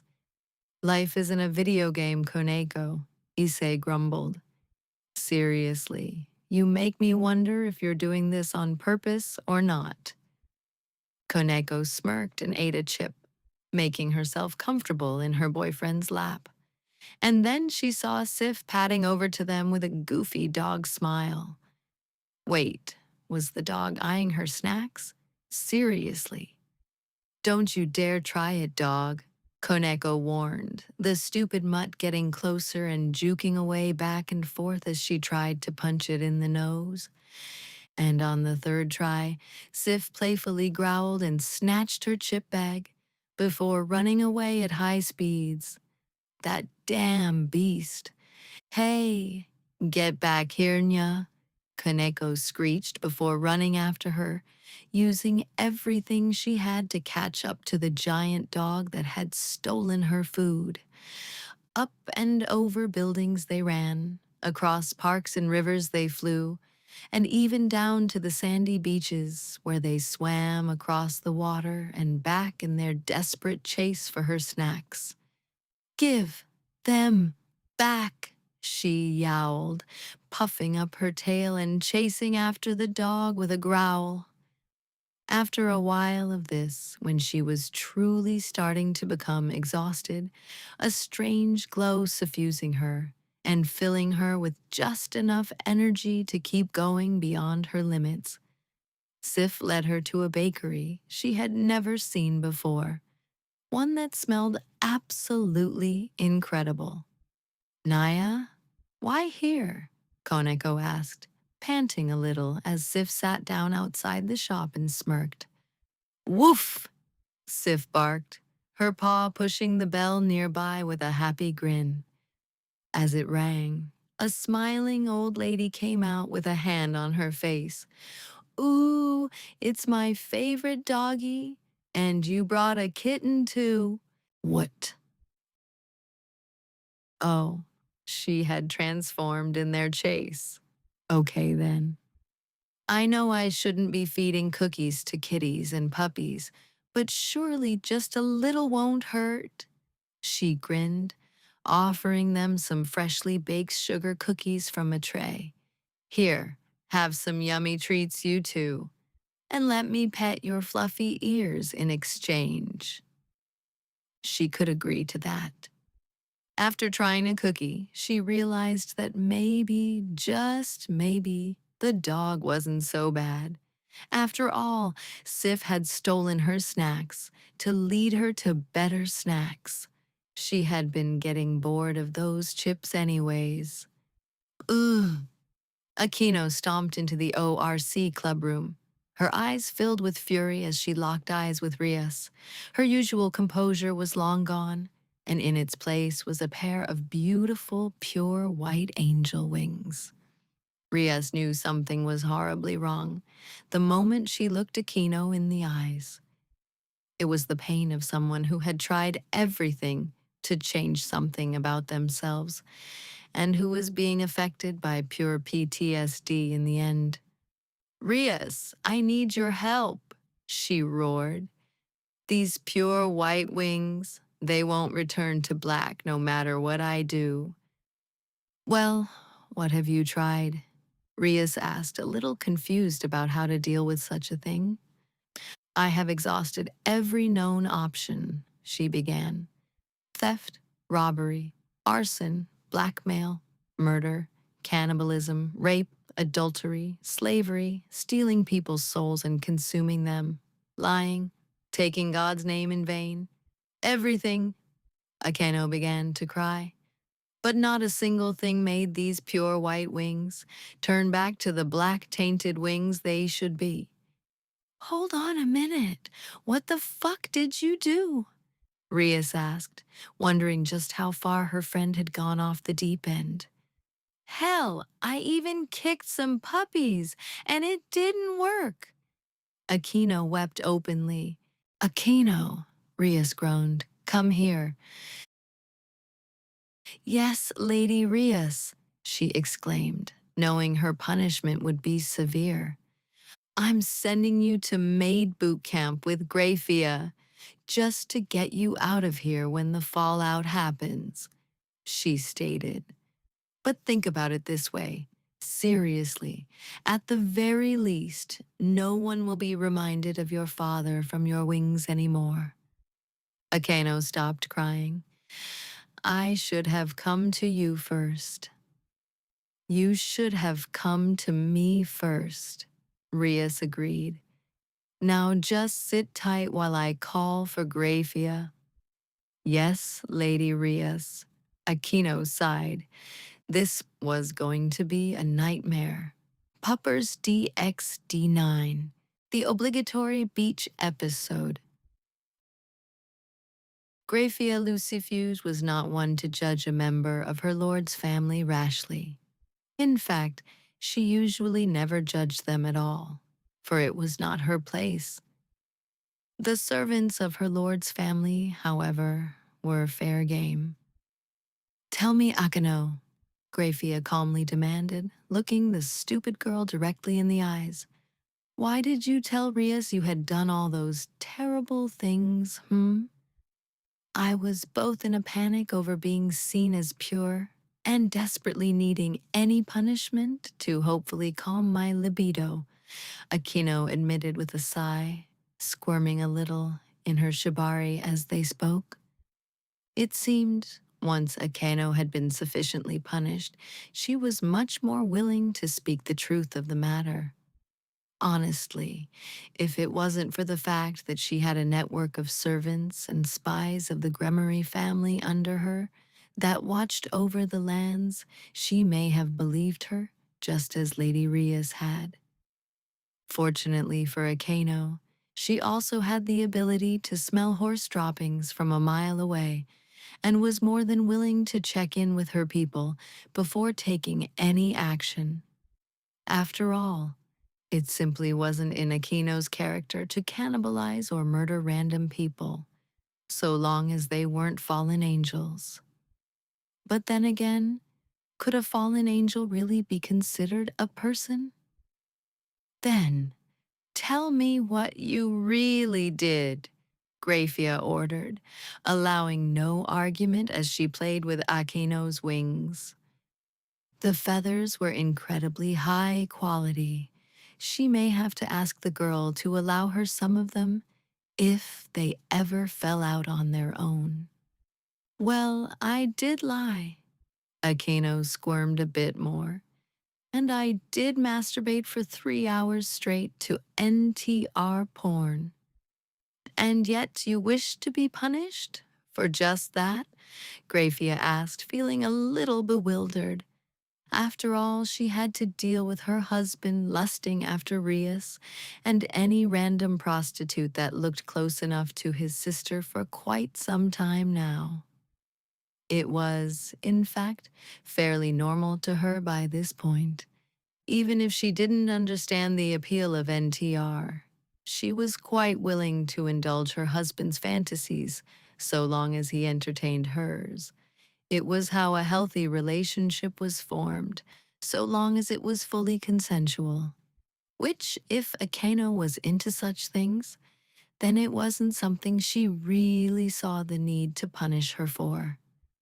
And the lying, maids lied to their masters all the time, whether it be to ensure they weren't about to lose a job over a vase they had to hastily take in for repairs when one of their colleagues broke it, or whether they had to tell their lord with a straight face that they had not been stealing their underwear to pleasure themselves with.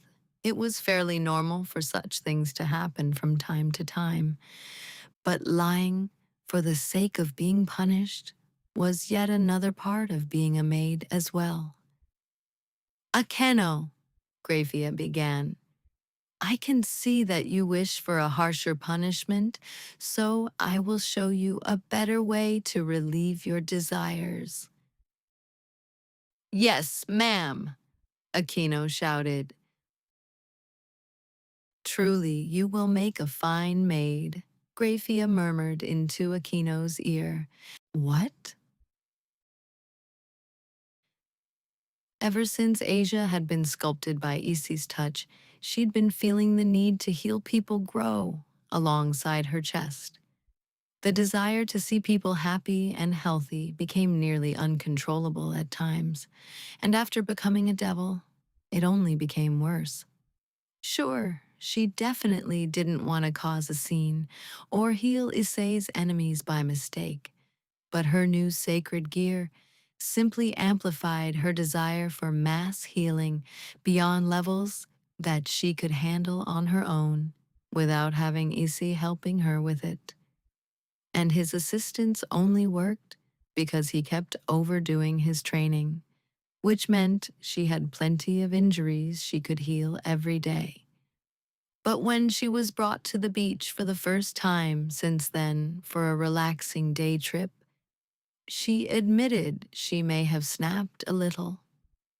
It was only natural, however, with how many older people had shown up with their grandchildren and were clearly feeling the aches and pains of untreated injuries and medical conditions, with viruses and diseases flowing through the mostly unvaccinated youth that were with them. She soon realized that this was exactly what her power was for, and set about using it right away. Asia, Issei asked, his hand around her waist.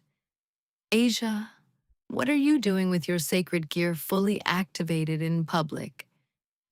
These people, Asia intoned, they're suffering. They're dying internally from the hardships they have been through in life. Asia, Issei asked, though she didn't know why he sounded so worried. I will save all the people on this beach from their eternal suffering, she declared, rushing off and launching her fairies to defeat the sickness that had taken over the people on the beach. Asia, no,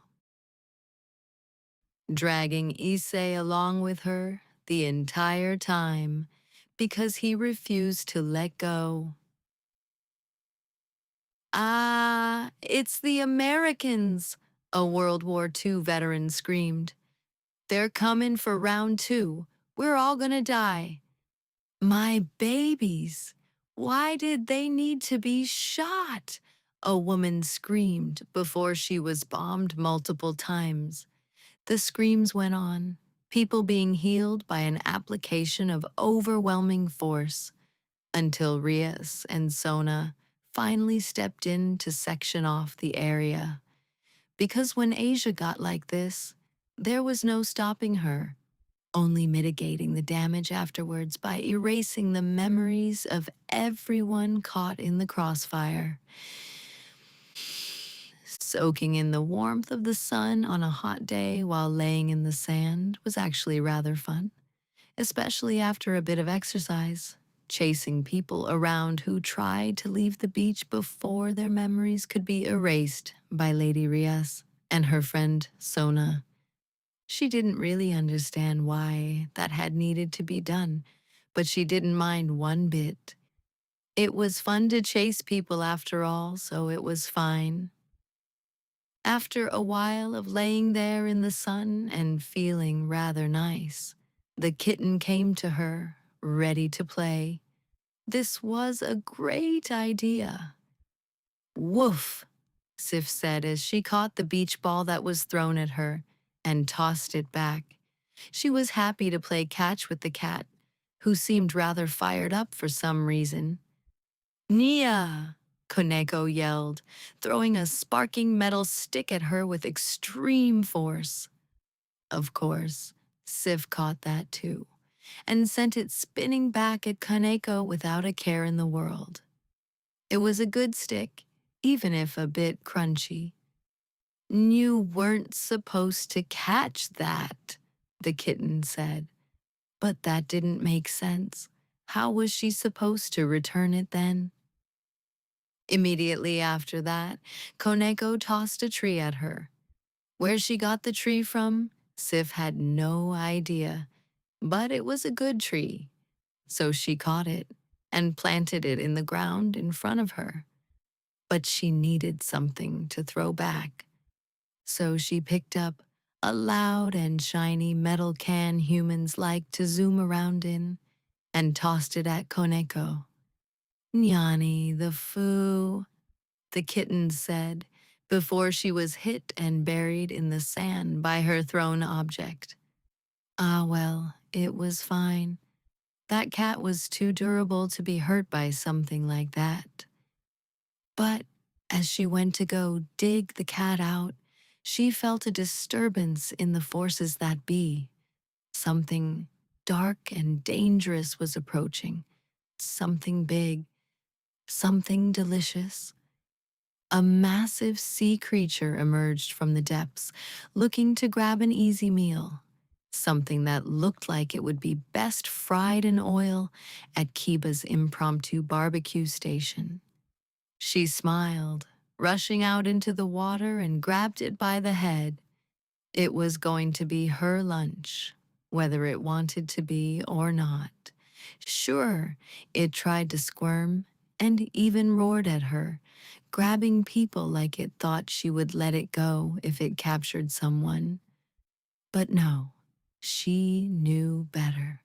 With a mighty heave and the sunshine from Amaterasu empowering her, she dragged the tentacled beast onto shore and brought it before the blacksmith, who looked at it appraisingly and smiled to himself.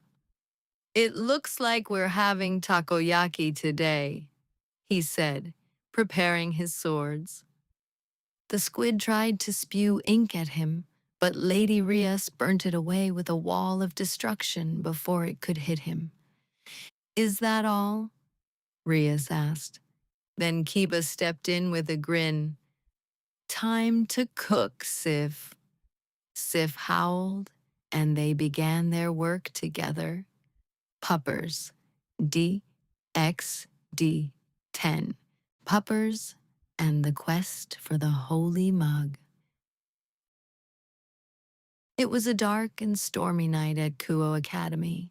The winds howled, large droplets of nearly frozen rain spattered across the roof of the ORC clubroom, and freezing temperatures chilled the people in the area to the bone. Yet none of that actually mattered to Sif, because she was curled up with her friends in front of a fireplace, watching this silly series called Monty Python and the Holy Grail. Camelot is a silly place anyways, the actor claimed, and she had to agree.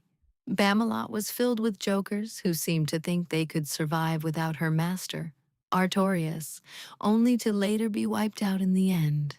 Still, it was exciting to think they had their own version of the cup of eternal youth in this world. She could use it to revive her master fully. She wagged her tail happily, full-on wiggling and playfully growling as the movie came to a close. And when the lights were back on, and Akino came in with the treats in her new outfit, she howled. It seems my glorious wolf has seen and heard, and wishes to go on a quest of her own. Artorias gestured grandly. And what better quest than to find this holy grail for ourselves? Well, Lady Rias thought about it for a moment, a small smile on her face as she looked over at Gasper. I do know of a grail of sorts, and I do know where to find it. Shall I inform Sirzex that you wish to travel to Romania for a sightseeing trip? Akeno asked, chuckling lightly behind her hand. Rias looked over the group with a smile. Nah, we got this. Let's just kick all their asses. Take the owner of the Sephiroth Grail and come home first. Oof, as you wish, Lady Rias, Akeno said with a smile, and so they prepared for their quest. Valerie, the angry voice of her brother Marius called out as she awoke in her bedroom. What fools have you brought to us by having your little friend escape all those years ago? What? Who was he referring to? Gasper wouldn't come back for her. Marius had already told her as much before. And he was her only friend. She was going to be punished again. She knew it. And this time, he may just follow through on his threat to extract her sacred gear. Unfortunate, She was probably going to die here. She wondered who had caused the... Why was there a giant dog at her window? And how did it get up to her window in the first place? She blinked as her window exploded inwards, and then she was on the wolf's back, held tightly by Gasper. How? Don't worry, Valerie. I've come to save you, he said, gripping her tightly as they rushed out of the Tepe's estate. Looking around, she saw devastated homes, cursed forests cut and burnt down like nothing more than sparsely grown wheat. It was utter devastation of the highest order. But she couldn't bring herself to truly care. In fact, it almost felt freeing, in a way. Ah, she's a witch, one person screamed as they were shelled from a distance by holy artillery of some sort.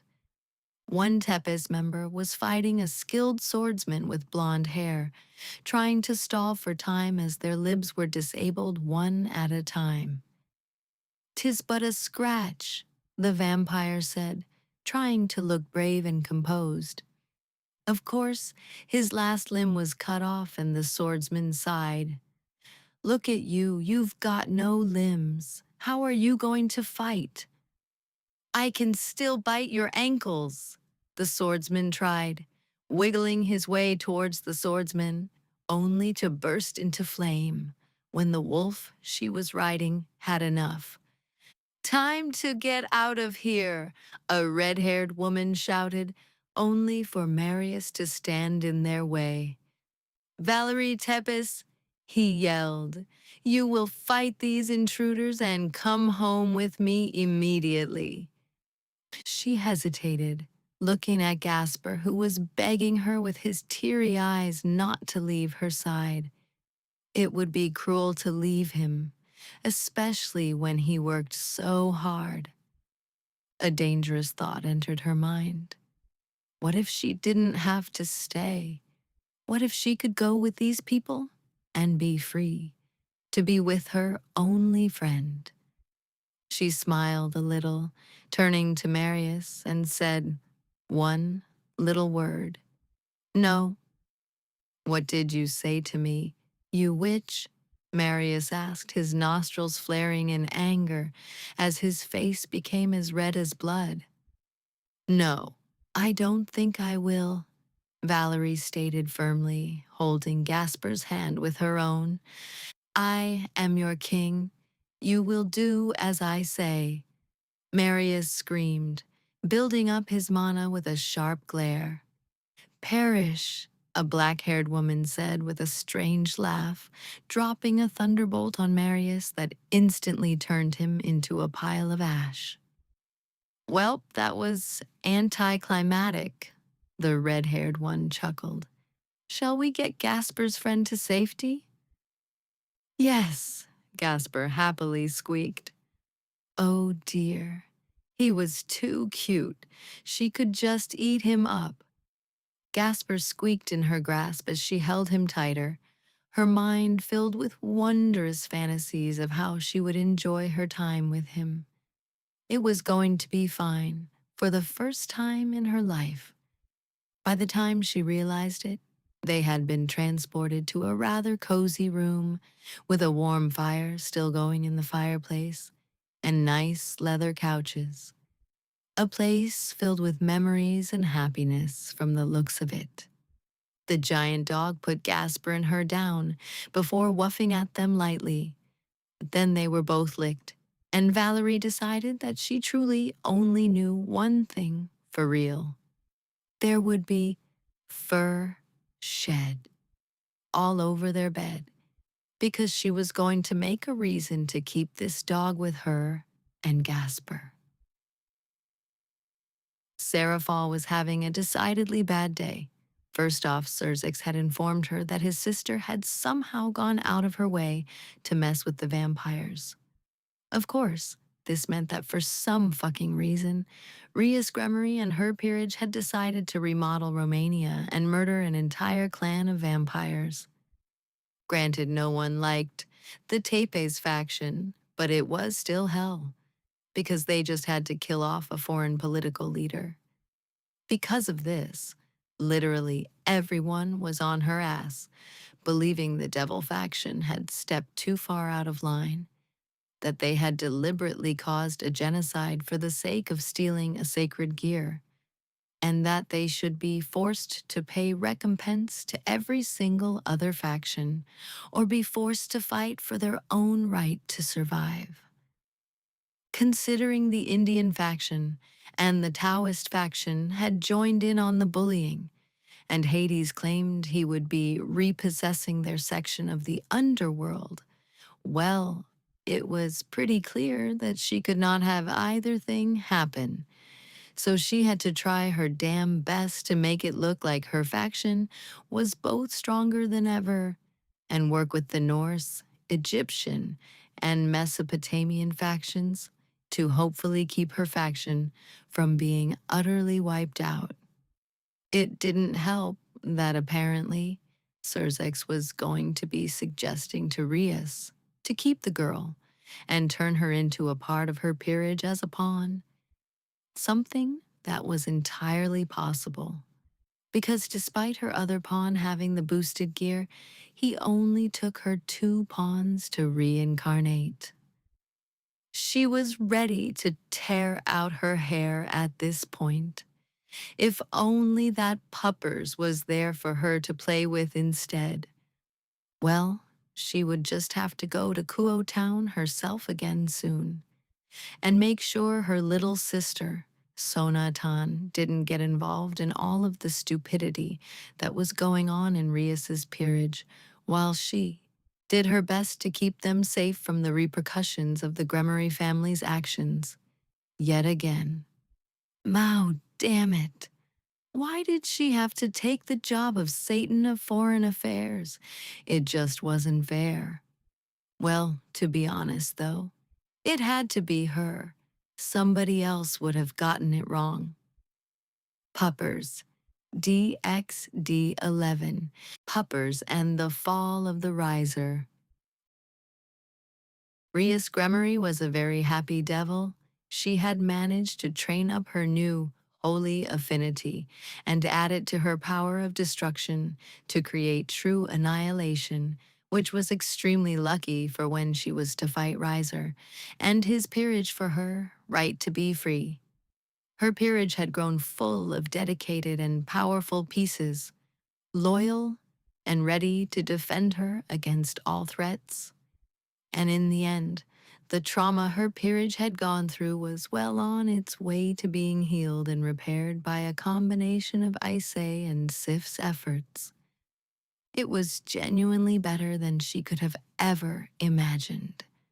And on top of this, she even managed to test her true luck just over a month ago by taking out the vampires with Sif and her peerage. Of course, she didn't expect her peerage to be strong enough to simply steamroll an entire clan of vampires even without it, but it certainly helped when she accidentally miscalculated her teleport and ended up destroying their most powerful fighters in an explosion of annihilation as part of that. It was quite silly, and she was busy petting Sif again while she imagined just how the upcoming fight with Riser would go once she was done college. I'm already low ultimate class because of you, silly puppers. What would I ever do without you? She asked, burying her face in the doggo's fur. Ah, wuff, Sif chuffed at her. Then the giant puppy continued what she was doing before. And by that, she meant trying to give Koneko a bunch of kisses while she was still pinned. You, Koneko groaned. Seriously, why? Because it's good for bonding, Rias chuckled. But not everything was set to last. Of course, sometimes things happen that ruin the mood for a time. Flames burst from the Gremory teleportation circle, burning the Phoenix family crest over top in a showy and disrespectful manner. As this happened, Riser stepped forth from the flames with a laugh, his peerage following shortly after. She activated her new luck power immediately. Ha ha ha, Gremory, this riser has come to claim your hand in marriage, he stated arrogantly, his peerage already itching for a fight.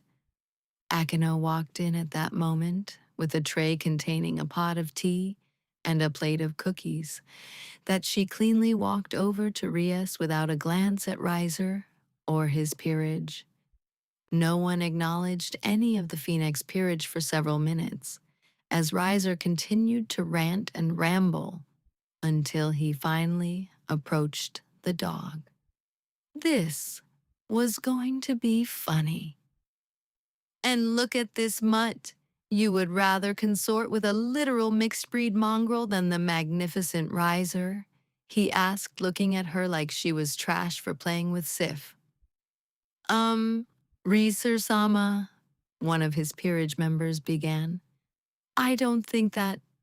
Silence! I will remove this stain on my honor, he claimed, trying to push Sif away gently only for her not to move. While he was acting tough, it was clear he was somewhat charmed by Sif. After a moment of trying to push the wolf away, he panted and sighed.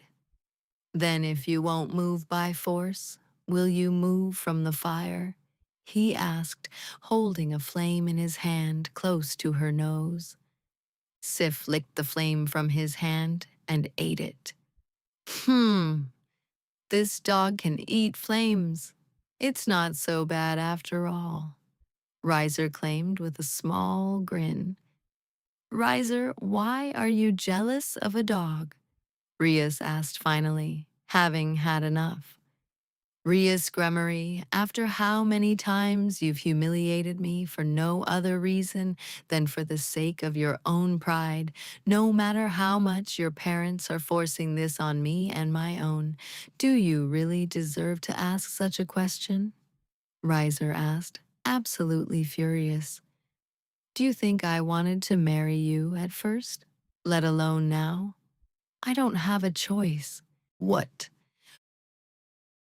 But for the sake of my family, I will do what I must, even if it means a loveless marriage where I am lesser than a stupid dog. He sighed, straightening himself up as he turned to leave. Unfortunately, Sif had other things in mind. Woof, she said, knocking him down and pinning him to the floor. What? Unhand me, you giant ball of fur, Riser said as Sif began to lick him and eat the flames he generated to push her off. Haha, no, seriously, get off.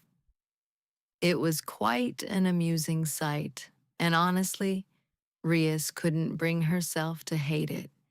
But she still wouldn't marry him. But if he was being honest, what if we both talked with my older brother and asked for his help? Rias asked. Sif let him up, and he considered it with the beginnings of a smile. It just may work, he stated. But what if it doesn't? Then we have an honest rating game over it, Rias stated. Because at this point, I don't think it would be easy for me to lose against anyone in a rating game. So, we would certainly win as a peerage against my father. Then shall we try? Riser asked, looking mildly hopeful. It's worth a shot. From there, all it took was a phone call to her brother, and things were cleared up for them. And while there was certainly more adventures to be had, there were also a few paths for the story to take from there.